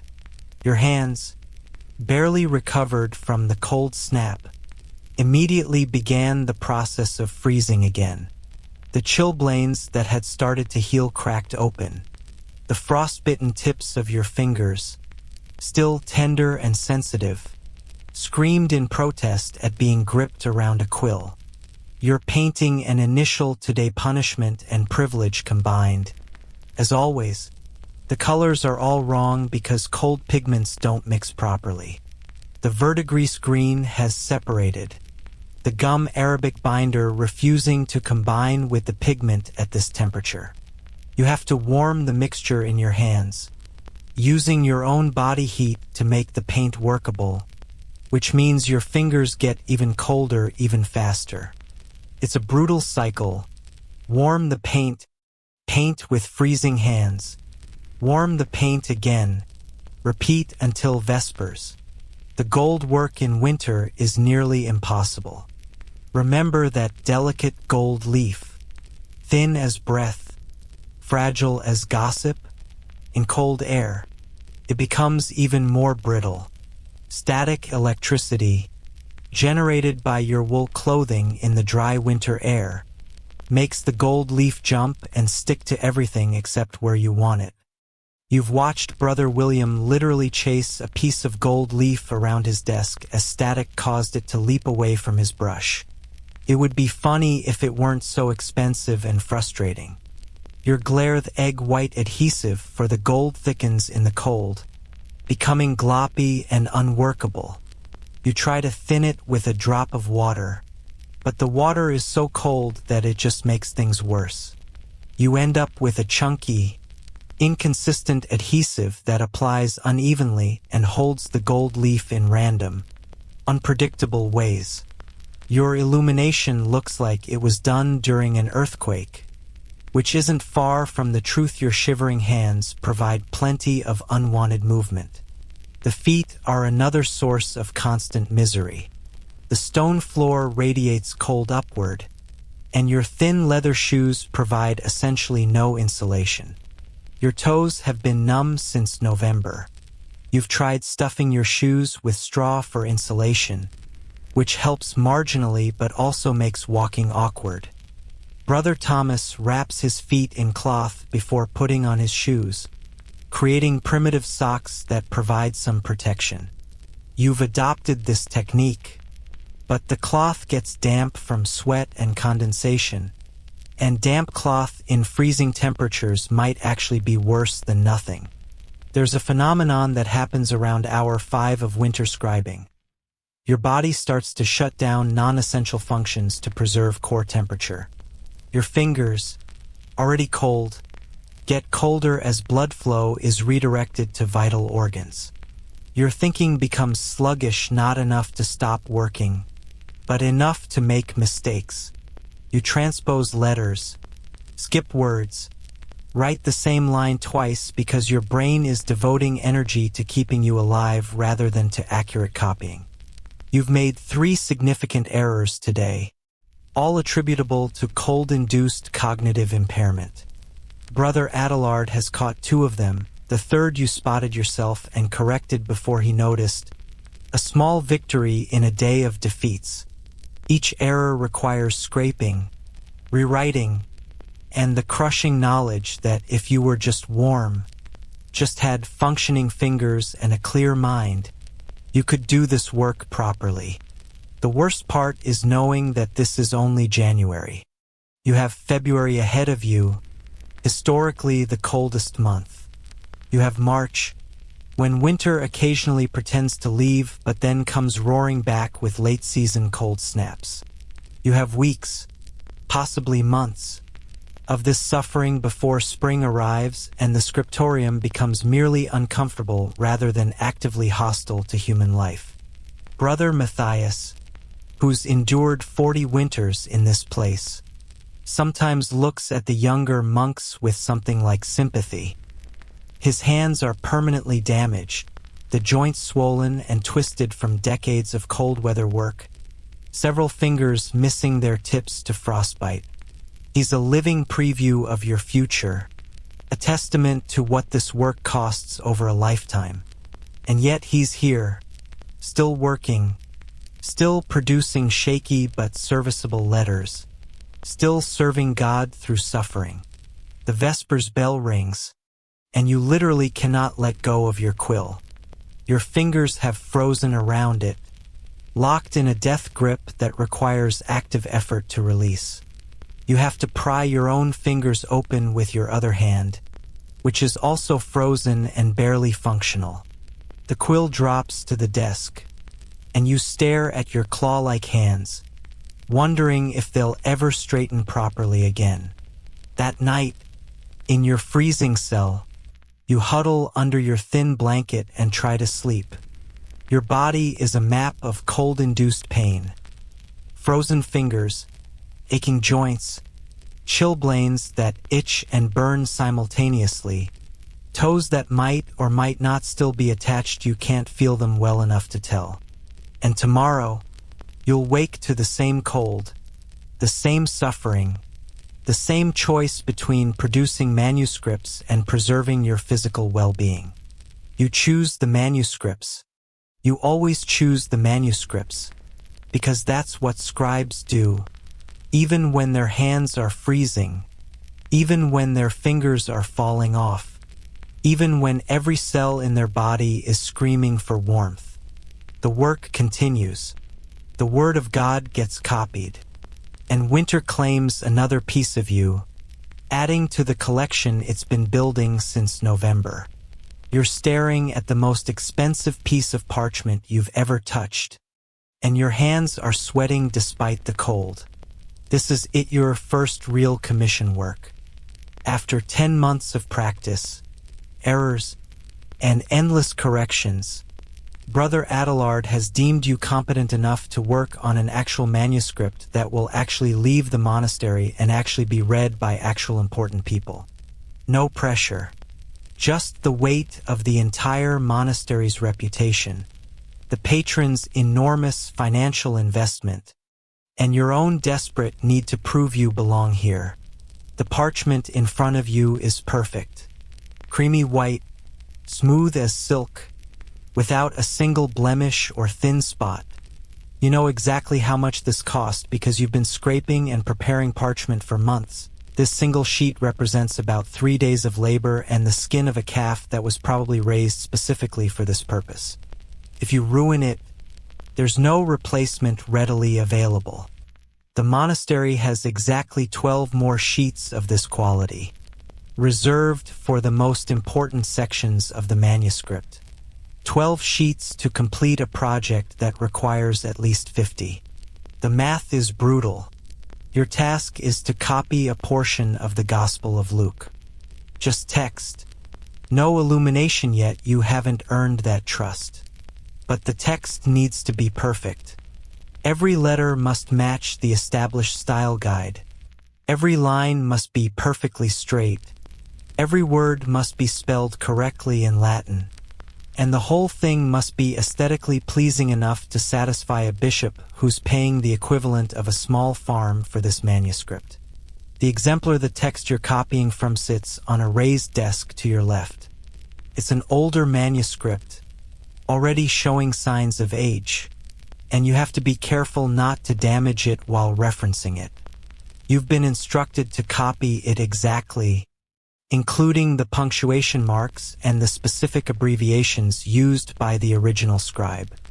Medieval Latin is full of abbreviations, ways to save space and parchment by shortening common words. Dominus becomes DNS with a mark over it. Omnibus becomes oibus. There are maybe 40 common abbreviations you need to know, and you're still learning half of them. You've prepared for this moment.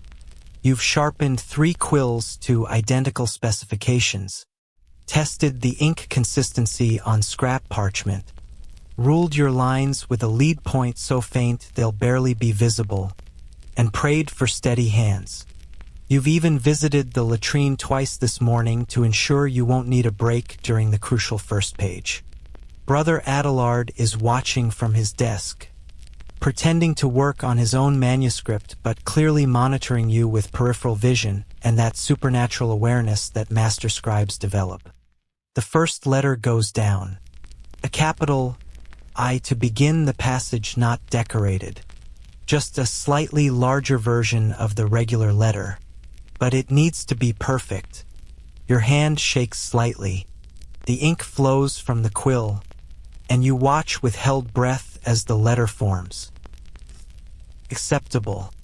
Not your best work, but not terrible. The vertical stroke is maybe slightly too thick, but within the range of normal variation. You exhale slowly and continue. The second word is in simple, just 2 letters. How could you possibly mess this up? Easily. As it turns out, the N comes out with one leg slightly longer than the other, creating a visual imbalance that screams amateur to anyone with trained eyes. You want to scrape it away immediately, but Brother Adelard's rules echo in your head. Finish the line before assessing errors. Stopping mid-line to correct breaks the rhythm and often leads to more mistakes. You continue. In principio erat verbum, in the beginning was the Word. The words that open the Gospel of John. Except you're copying Luke, which means you're about to write the wrong text because your nervous brain has pulled up the wrong scripture. You catch yourself mid-P, the quill hovering over the parchment. Your heart races. You've almost committed the worst possible error, wrong content. Carefully, so carefully, you lift the quill away without letting any ink drip, and you force yourself to look at the exemplar again. Luke. You're copying Luke. Focus. The correct text begins, Quoniam cadem multi conati sunt. For as much as many have taken in hand. You start again, writing the correct words this time, but your hands are shaking worse now from the adrenaline of almost ruining everything. The letters wobble. The baseline drifts slightly upward, a common beginner mistake that you thought you'd overcome. You're regressing under pressure, and you can feel Brother Adelard's disappointment from across the room like a physical force. 3 words in. Catastrophe, you sneeze. Not a little polite sneeze, but a full-body convulsion that you barely manage to turn away from the parchment in time. But, in time, is relatively a fine mist of moisture still lands on the page. Invisible but definitely there. You freeze, waiting to see if the moisture will cause the ink to run or the parchment to stain. Seconds pass like hours. The page looks okay. The ink hasn't bled. Maybe you've gotten away with it. Maybe God, in His infinite mercy, has spared you from the consequences of having a human body with involuntary functions. You continue, now paranoid about sneezing, which of course makes you feel like you need to sneeze again. It's psychosomatic. You tell yourself, focus on the work. But your nose is tickling, your eyes are watering, and you're simultaneously trying to write perfect medieval script and suppress all biological urges. This is going great. The first line is complete. You sit back carefully, so as not to jostle the desk and smudge wet ink and assess your work. Not perfect. The letters are reasonably consistent. The spacing is acceptable. The baseline only drifts slightly. But there are subtle problems that you can see and that Brother Adelard will definitely see. The M in quonium has one hump slightly taller than the others. The T crosses are at inconsistent heights. And there's a tiny blob on the I where you hesitated. These aren't errors that require correction. The text is readable. The page isn't ruined, but they're evidence of your inexperience. Permanent markers of not quite good enough embedded in a manuscript that will outlive you by centuries. The second line goes better. You've found a rhythm, your hand has steadied, and the letters flow with more confidence. This is actually working. You might actually be capable of this. The third line is even better. You've hit that zone where the conscious mind steps back and muscle memory takes over. The letters appear almost automatically, each one a perfect echo of the thousands of practice letters you've written over the past months. Then disaster strikes. A mouse. One of the monastery's many mycetheri everywhere, living in the walls, scurrying through the rafters, occasionally helping themselves to grain stores and apparently to Scriptorium parchment. This particular mouse decides that right now, while you're working on the most important page of your young career, is the perfect time to run directly across your desk. You see it in your peripheral visiona brown blur, moving fast. Your instinct is to swat it away, to protect your work, but you're holding a quill full of ink over expensive parchment, and any sudden movement will be disastrous. You freeze. The mouse runs right past your hand, close enough that you can feel its tiny feet pattering across your skin, and continues off the desk. It's gone in 2 seconds, but those 2 seconds feel eternal. Your heart is pounding. Your carefully maintained calm is shattered, and you notice, with creeping horror, that when you froze, you gripped the quill tighter, and pressure on a quill full of ink causes the ink to flow, and gravity does its work, and a drop of ink has fallen onto your parchment. Not a huge drop, not a page-ruining catastrophe, but a definite blob, right in the margin, marring the perfect cream surface. Brother Adelard appears at your shoulder. He doesn't need to speak, his presence says everything. You've damaged expensive parchment. You've proven yourself unreliable. You've confirmed every doubt he had about allowing a novice to work on a real commission. He examines the ink blob, then examines you, then makes a decision. He hands you a scraping knife and gestures at the blob. Fix it. Scraping ink from parchment is delicate work. Too gentle, and you don't remove enough ink, it'll leave a stain. Too aggressive, and you cut through the parchment or roughen the surface so much that it won't hold ink properly anymore. You've practiced this on scrap parchment, but this is different. This is expensive. This is important, and this is your fault. You begin scraping, the knife held at just the right angle, applying just enough pressure. The ink comes away in tiny dark fragments. The parchment beneath is slightly roughened but intact. You blow away the scrapings carefully, so they don't land back on the page, and assess the damage. There's a pale spot where the blob was, a slight depression in the parchment surface, but it's fixable. You'll work around it. The margin can accommodate a small imperfection. You return to writing, but your confidence is gone. Every letter is now a potential disaster. Every dip of the quill a risk of dropping ink. Every moment an opportunity for mice or sneezes or hand tremors to ruin everything. You're hyper-aware of every sensation. The slight tremble in your fingers, the itch in your nose, the sounds of scurrying that might or might not be mice. This is what paranoia feels like, and it's your new normal. The page progresses, line by line, word by word. The Gospel of Luke appears in your careful script. It's not the most beautiful work the Scriptorium has ever produced. That honor belongs to Brother William and his luminous illuminations, but it's competent. It's readable. It's not actively embarrassing. By medieval manuscript standards, this is a success, even with the scraped-away ink blob in the margin. You finish the page, the final line, the final word, the final letter. You set down the quill and allow yourself a moment of relief. You've done it. You've completed your first real page of commissioned work without catastrophic failure. Yes, there's a blemish. Yes, the letters aren't perfectly consistent. Yes, a master scribe would see a dozen minor flaws. But it's done, and it's acceptable, and the manuscript can continue. Brother Adelard comes to inspect.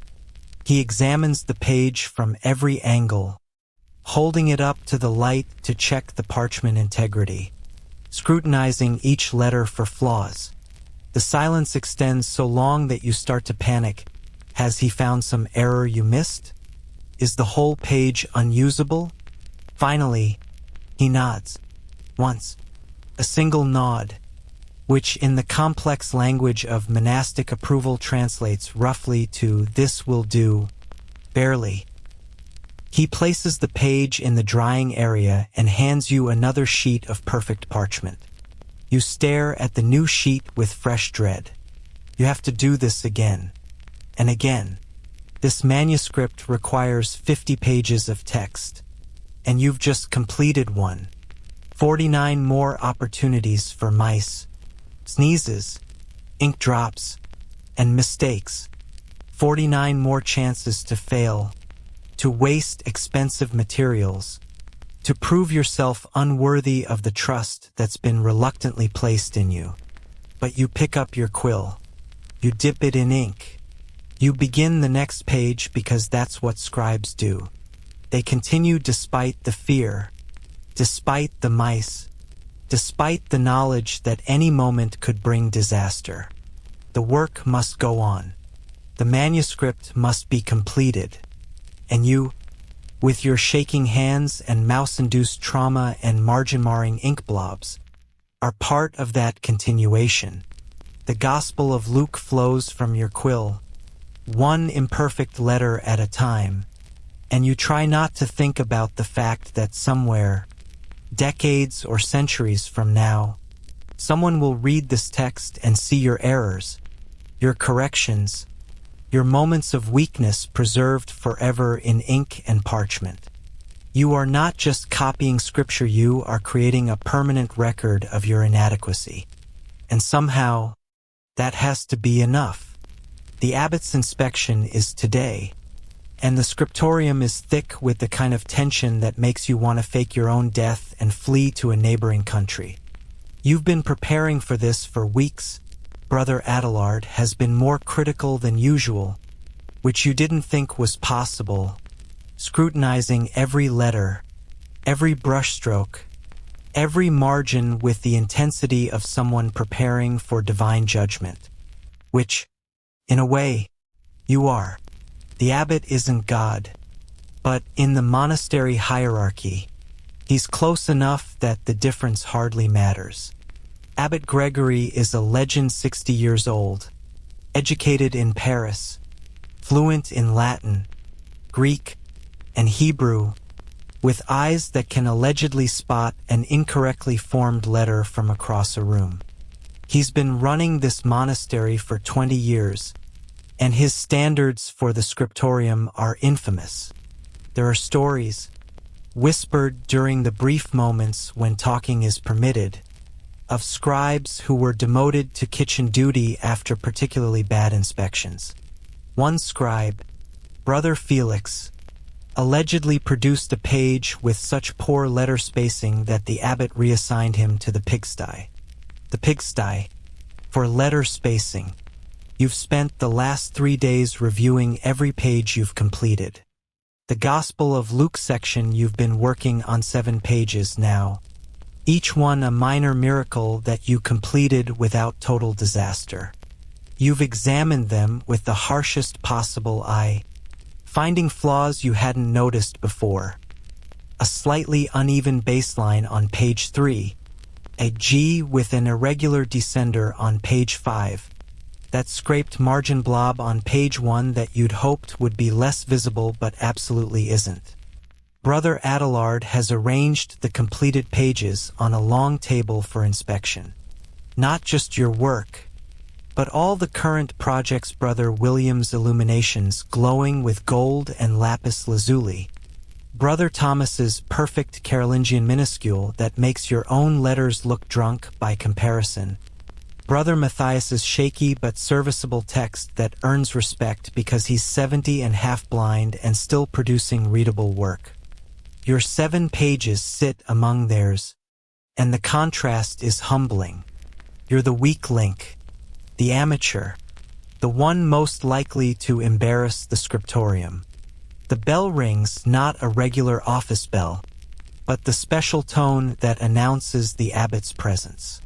Every monk in the Scriptorium immediately stands, hands folded, eyes down. You can hear your heart beating. You can hear Brother William breathing. You can hear your own anxiety manifesting as a high-pitched ringing in your ears that's probably psychosomatic but feels very real. Abbot Gregory enters, and he's exactly as intimidating as advertised. Tall, gaunt, with the kind of face that looks like it was carved from disapproval. He's wearing his full abbatial regalia, the ring, the pectoral cross, the ceremonial robes that rustle with authority. Behind him walks Brother Librarian, carrying a magnifying glass. A magnifying glass. They're going to examine your work at magnification. You might actually die here. The abbot begins his inspection at the far end of the table, with Brother William's illuminations. You can't see his face, but you can observe Brother William's reactions, light relaxation of the shoulders, a barely perceptible nod of acknowledgement. The illuminations have passed. Of course they have. Brother William's work is flawless. You've seen him paint gold leaf onto a surface the size of a pinky nail with perfect precision. The abbot would have to be insane to find fault there. He moves to Brother Thomas's text pages. More examination. The magnifying glass comes out. There's a moment of scrutiny that makes everyone tense. But then the abbot nods again. Approved. Brother Thomas remains perfectly still, but you can see the relief in the slight loosening of his clenched jaw. Brother Matthias is next. The abbot spends longer here. The old monk's trembling hands have resulted in some wavering letters, and there's a visible correction where he scraped away an error. But Abbot Gregory knows Matthias's history, knows his decades of service, and apparently decides that loyalty and persistence outweigh technical perfection. Another nod. Matthias has survived another inspection. Now the abbot is moving toward your section of the table. Your 7 pages of gospel text, representing 10 months of training and a week of actual commission work. Your stomach is performing acrobatics that would impress a traveling circus. You keep your eyes down, as is proper, but you can see his feet approaching in your peripheral vision. Expensive leather shoes. You notice randomly because your brain is apparently cataloging irrelevant details to avoid confronting the moment of judgment. He stops in front of your pages. The silence extends. You can hear him breathing slow, measured, the breath of someone who's about to deliver a verdict. The magnifying glass appears. Oh God, he's using the magnifying glass. He's examining your letters at magnification, seeing every wobble, every inconsistency, every moment of weakness preserved in ink. Who completed this work? His voice is surprisingly soft, almost gentle, which somehow makes it more terrifying. Brother Adelard steps forward and makes a gesture indicating you. You're being presented like evidence at a trial. Your legs feel unstable. The abbot continues his examination. He's looking at page 1, the page with the margin blob, the slightly thick opening capital, the unsteady early letters. You can see exactly what he's seeing, can catalog every flaw from memory. The N with uneven legs, the M with irregular humps, the T crosses at inconsistent heights. It's all there, permanent, undeniable proof that you're not good enough. Approach, the abbot says. Your legs somehow carry you forward despite their apparent desire to collapse. You stand beside him, still not making eye contact, because looking directly at the abbot without permission is presumptuous. He points at the scraped margin area with one long finger. What occurred here? You're allowed to speak when directly questioned by the abbot. Your voice comes out rougher than expected. You haven't spoken more than 3 words in days. A drop of ink fell. Reverend Father, I scraped it away. Why did the drop fall? This is the question, isn't it? The one that determines whether your error is evidence of carelessness or merely human limitation. I froze when a mouse crossed the desk. Reverend Father, the sudden grip on the quill caused the ink to drop. There's a sound from Brother Adelard that might be a suppressed sigh. You've just admitted to being startled by a mouse, to lacking the composure expected of a proper scribe. You've basically confessed to being unsuitable for the work. The abbot examines the scraped area more closely with his magnifying glass. The repair is adequate, he says finally. The parchment integrity is maintained. The error is visible but not catastrophic. He moves his attention to the text itself, examining letters at random. You watch his eyes track across the lines, seeing things you can't see, judging with decades of experience. The letter forms are inconsistent. He observes. This is not a question. This is a statement of fact. Yes, Reverend Father. What else can you say? It's true. The baseline drifts in several locations. Yes, Reverend Father. The spacing is irregular, some words cramped, others stretched to fill the line. Yes, Reverend Father. You're basically just agreeing with a catalog of your failures at this point. This is going great. The abbot sets down the magnifying glass and finally looks at you directly. His eyes are pale blue, sharp as blades, and they seem to see straight through to your inadequate soul. How long have you been training in the Scriptorium? 10 months, Reverend Father. He considers this. And before that? Parchment preparation. Reverend Father. Ink production. Basic tasks. Show me your hands. You extend your hands, palms up, then palms down when he gestures.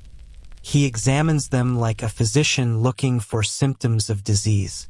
The ink stains, the calluses, the chilblains, the still healing cracks from cold and chemical exposurites, all there. A map of your suffering. These are the hands of someone who works, he says. Not yet the hands of a master, but the hands of someone who labors honestly. He releases your hands and returns his attention to your pages. The work is imperfect. It shows inexperience, uncertainty, the tentative quality of one still learning the craft. Here it comes. The demotion, the pigsty assignment, the end of your scribal career. It also shows care. The abbot continues. Attention to detail, willingness to correct errors rather than hide them. The letters may be inconsistent, but they are formed according to proper principles. The spacing may be irregular, but it serves readability. This is the work of a novice. Yes, but a novice who is learning correctly. Wait, what? Is this praise? From Abbot Gregory? You glance at Brother Adelard, whose face shows something that might be surprise. The question, the abbot says, picking up one of your pages and holding it to the light, is whether you will remain merely competent or whether you have the dedication to achieve excellence. Competent scribes are useful. Excellent scribes are rare and precious. Which will you be? This appears to be a rhetorical question, but the silence suggests he expects an answer. You scramble for words. I strive for excellence. Reverend Father, though I acknowledge my current limitations. Striving is insufficient. Excellence requires sacrifice of comfort, of pride, of the self itself. It requires years of practice, decades perhaps, and even then is not guaranteed. Brother William, he gestures at the master illuminator, has been perfecting his craft for 30 years. 30 years of daily effort to achieve what you see on those pages. Are you prepared for 30 years of effort? 30 years. The number hangs in the air like a weight. 30 years of cold scriptorium, frozen ink, aching hands, a strain, silence, and criticism. 30 years of mice and mistakes and marginally acceptable work slowly, possibly, improving to something excellent. When you entered the monastery, you were thinking in terms of months, maybe a few years. 30 years is a lifetime. 30 years is a commitment to suffering that makes your current 10 months seem like a brief orientation. I am prepared, Reverend Father, you hear yourself say. The words come out automatically before your brain fully processes their implications. You've just committed to 3 decades of this. The abbot nods slowly. We shall see. He places your page back on the table with the others. Continue your work. Attend to your letter forms. Them and end require particular attention. Practice your baseline control. Study Brother Thomas's spacing until you can replicate it unconsciously. You have the foundation. Now build upon it. He moves on to the next set of pages, and you're left standing there, dismissed, trying to process what just happened. The abbot didn't love your work. He cataloged its flaws with precision and showed them to you under magnification. But he also didn't reject it. He acknowledged the effort, the care, the potential, and he expects 30 years of improvement. Brother Adelard appears at your elbow once the abbot has moved to the far end of the scriptorium. He makes a quick gesture return to your desk, continue working, but there's something different in his demeanor. Not warmth. Exactly. Brother Adelard doesn't do warmth, but perhaps a slight reduction in active disappointment. You've passed the abbot's inspection. Barely, and that means Adelard's teaching methods have been validated. Also barely. You return to your desk, where a fresh sheet of perfect parchment awaits. The next page of Luke's Gospel. More opportunities for mice and mistakes and margin blobs, but also opportunities for improvement, for those tiny increments of skill that accumulate over years, over 30 years, apparently into excellence. You pick up your quill. You notice that your hand is shaking less than it was an hour ago. The terror of inspection has passed, replaced by something else. Not confidencerie, nowhere near confident, but maybe determination, maybe the grim acceptance that this is your life now, for the next 3 decades, and you might as well try to get good at it. The first letter goes down. Any to begin iti factum est, and it came to pass. The letter is decent, not perfect, but better than yesterday's attempt. The second letter follows, then the third. You're building a word, then a line, then a page. You're building a career, letter by letter, mistake by mistake, correction by correction. Somewhere across the room, Abbot Gregory is examining someone else's work with his magnifying glass, finding flaws, offering measured judgments. In 30 years, maybe he'll examine your work and find less to criticize. Maybe in 30 years, your pages will glow with the competence that comes from decades of practice. Maybe in 30 years, some nervous novice will look at your work and think, I'll never be that good, and you'll remember this day, this inspection, this moment of barely passing, and you'll understand that excellence is just competence compounded by time and suffering. The Gospel of Luke flows from your quill. The letters are still imperfect. The spacing is still irregular, but they're slightly better than yesterday, and tomorrow they'll be slightly better than today. 30 years of slight improvement. That's the path the abbot has shown you. And somehow, terrifyingly, you're willing to walk it. The question that haunts you, late at night in your freezing cell, staring at the darkness and listening to the wind howl through the monastery walls, is this why? Why do they do it? Why does Brother Matthias continue scribing at 70 with hands so damaged they barely function? Why does Brother William spend 30 years perfecting a craft that destroys his eyes? Why does Brother Adelard teach novices like you with the grim determination of someone passing on sacred knowledge? Why does anyone choose this life of cold and silence and suffering in service of books that most people will never read? You've been here almost a year now, long enough to move past survival mode and start actually thinking about what you're doing and why it matters. The answers aren't simple, and they're not always comforting, but they're there, woven into the daily rhythm of monastic life like threads in a tapestry you can only see from a distance. It starts with faith, obviously. These men and you, now, whether you fully accept it or not, believe that the work matters eternally.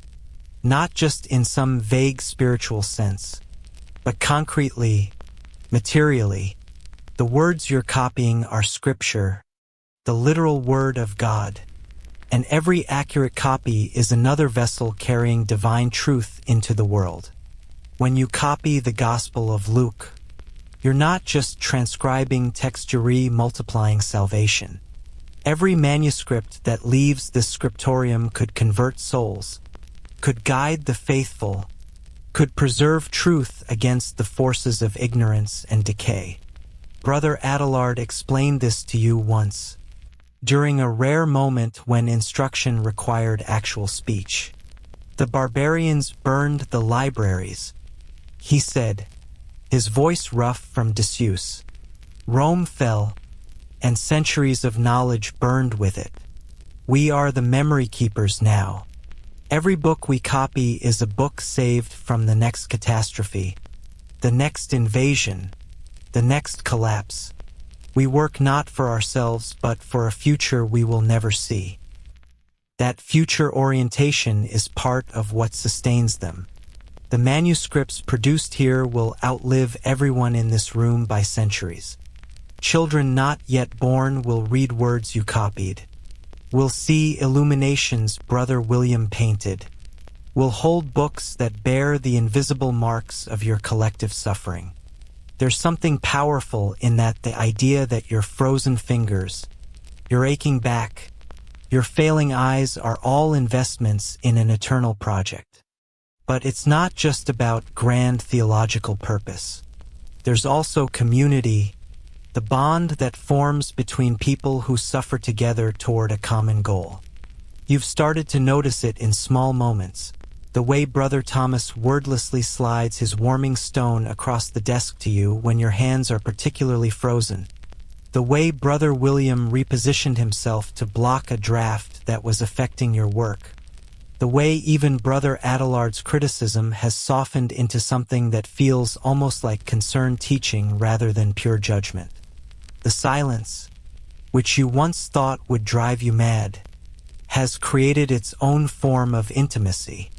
Without words, you've learned to read the other monks in deeper ways, the set of shoulders that indicates pain, the particular kind of stillness that means deep concentration, the tiny shifts in posture that signal frustration or triumph.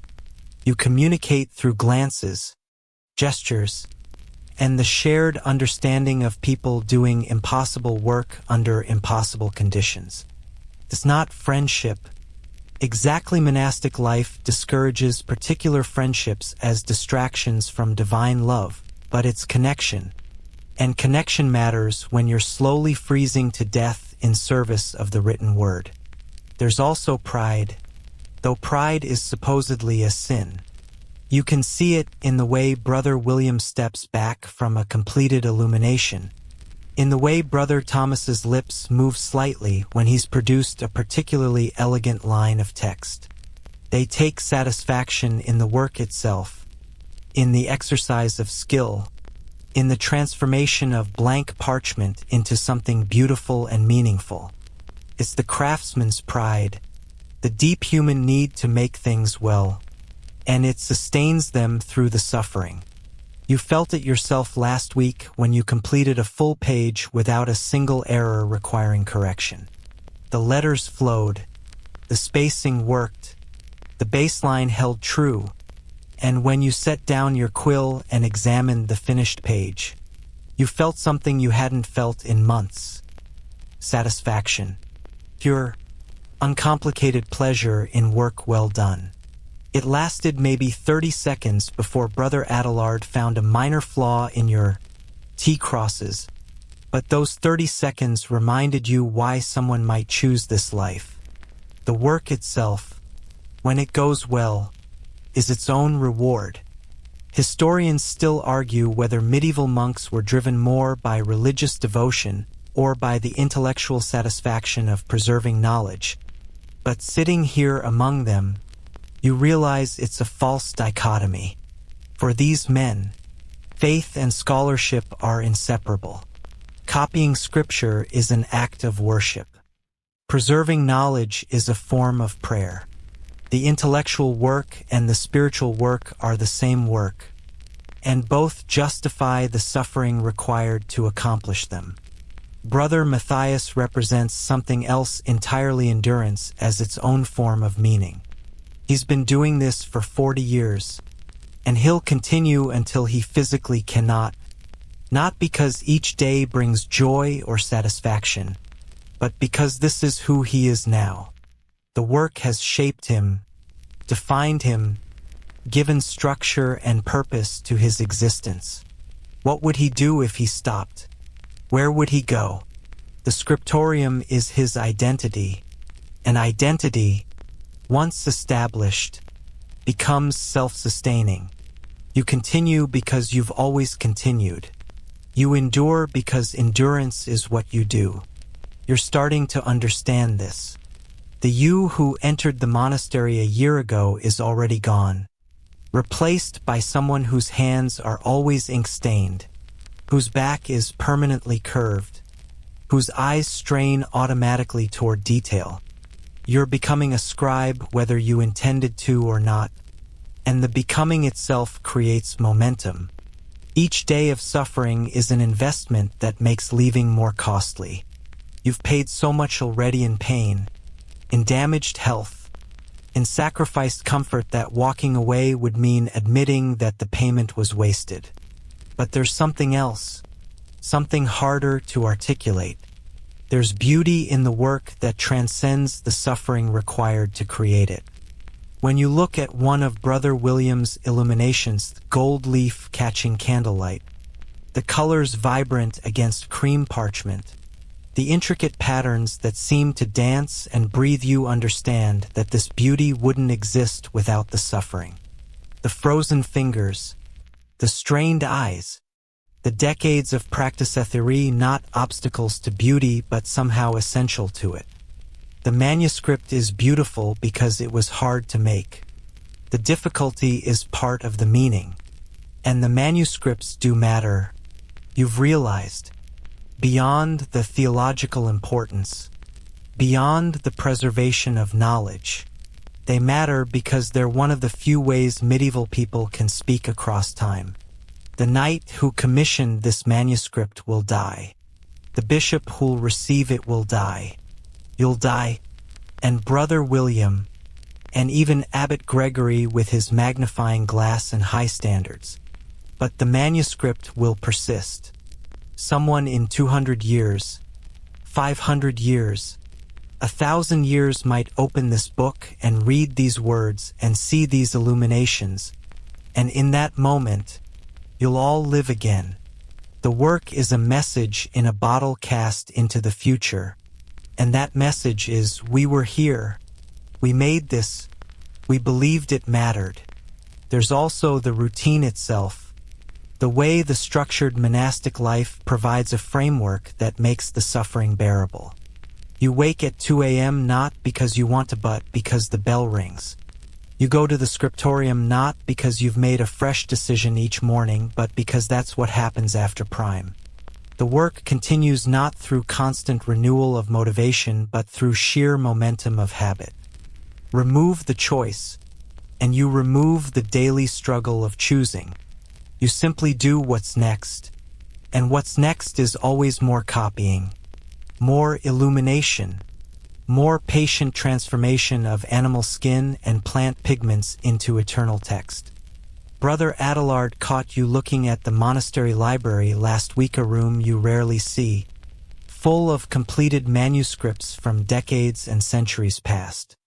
He made a gesture follow.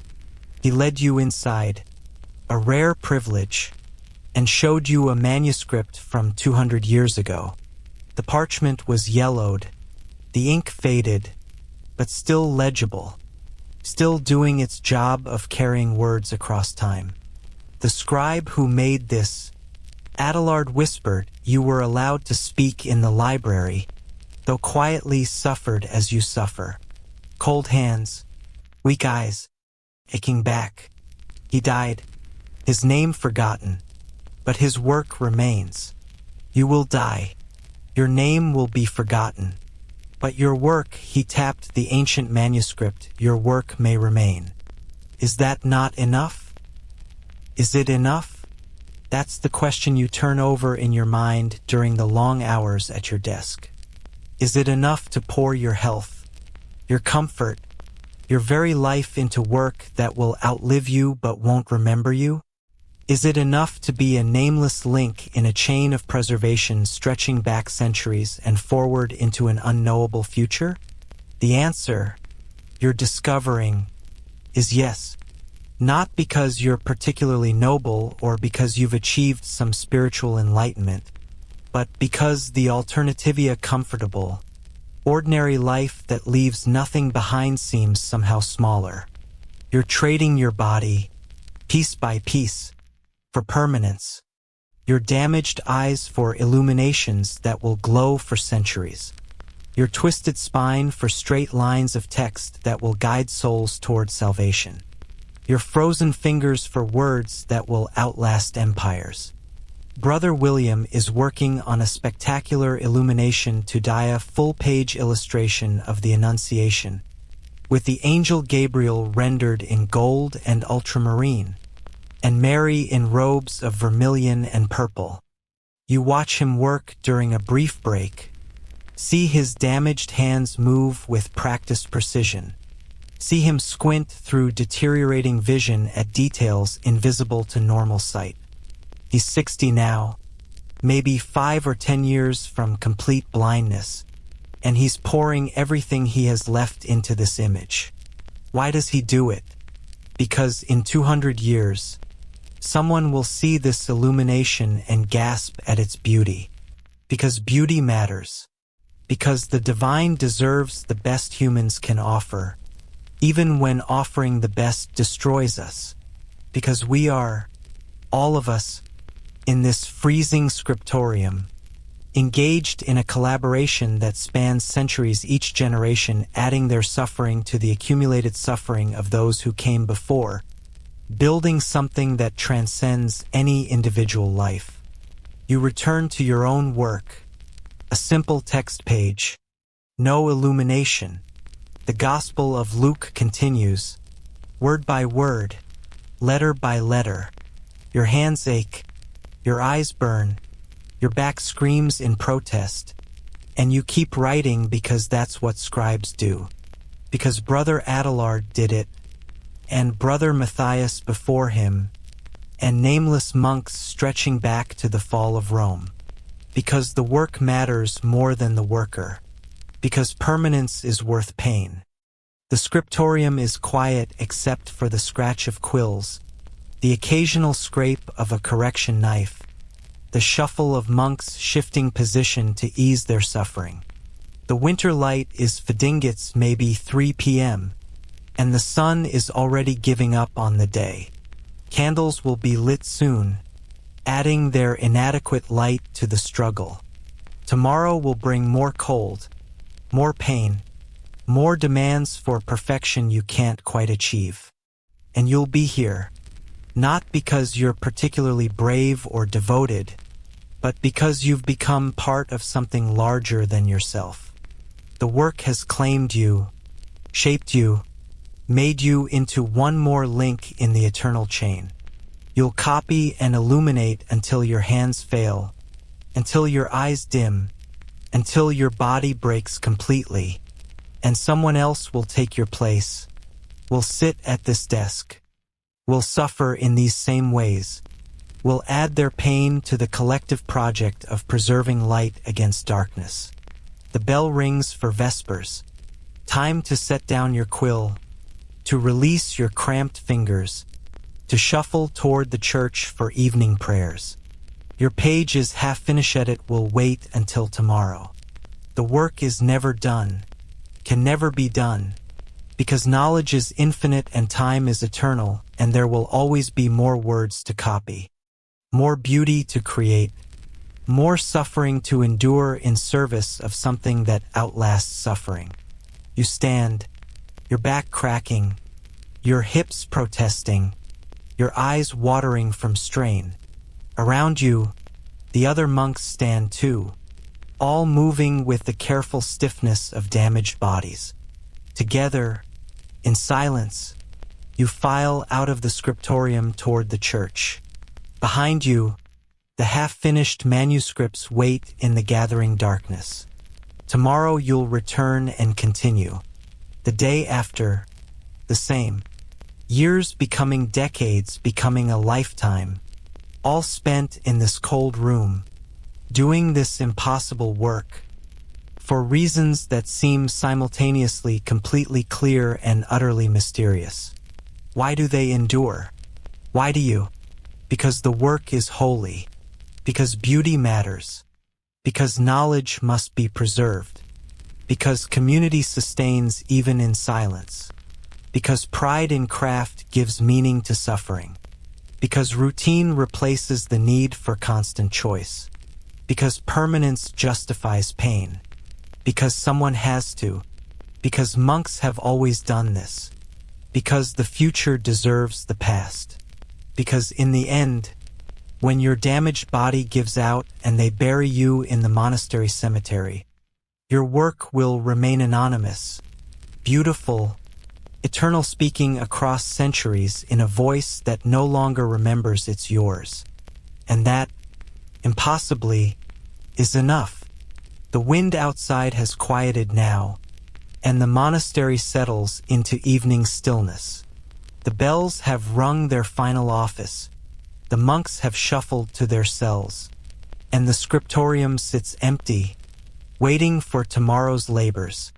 Somewhere, the manuscripts rest in the darkness, patient as stone, holding their copied words and painted illuminations like secrets meant for a future no one here will ever see. You pull your thin blanket closer, feeling the cold stone beneath you, hearing the silence that has become your constant companion. Your hands ache with the familiar pain of the day's work.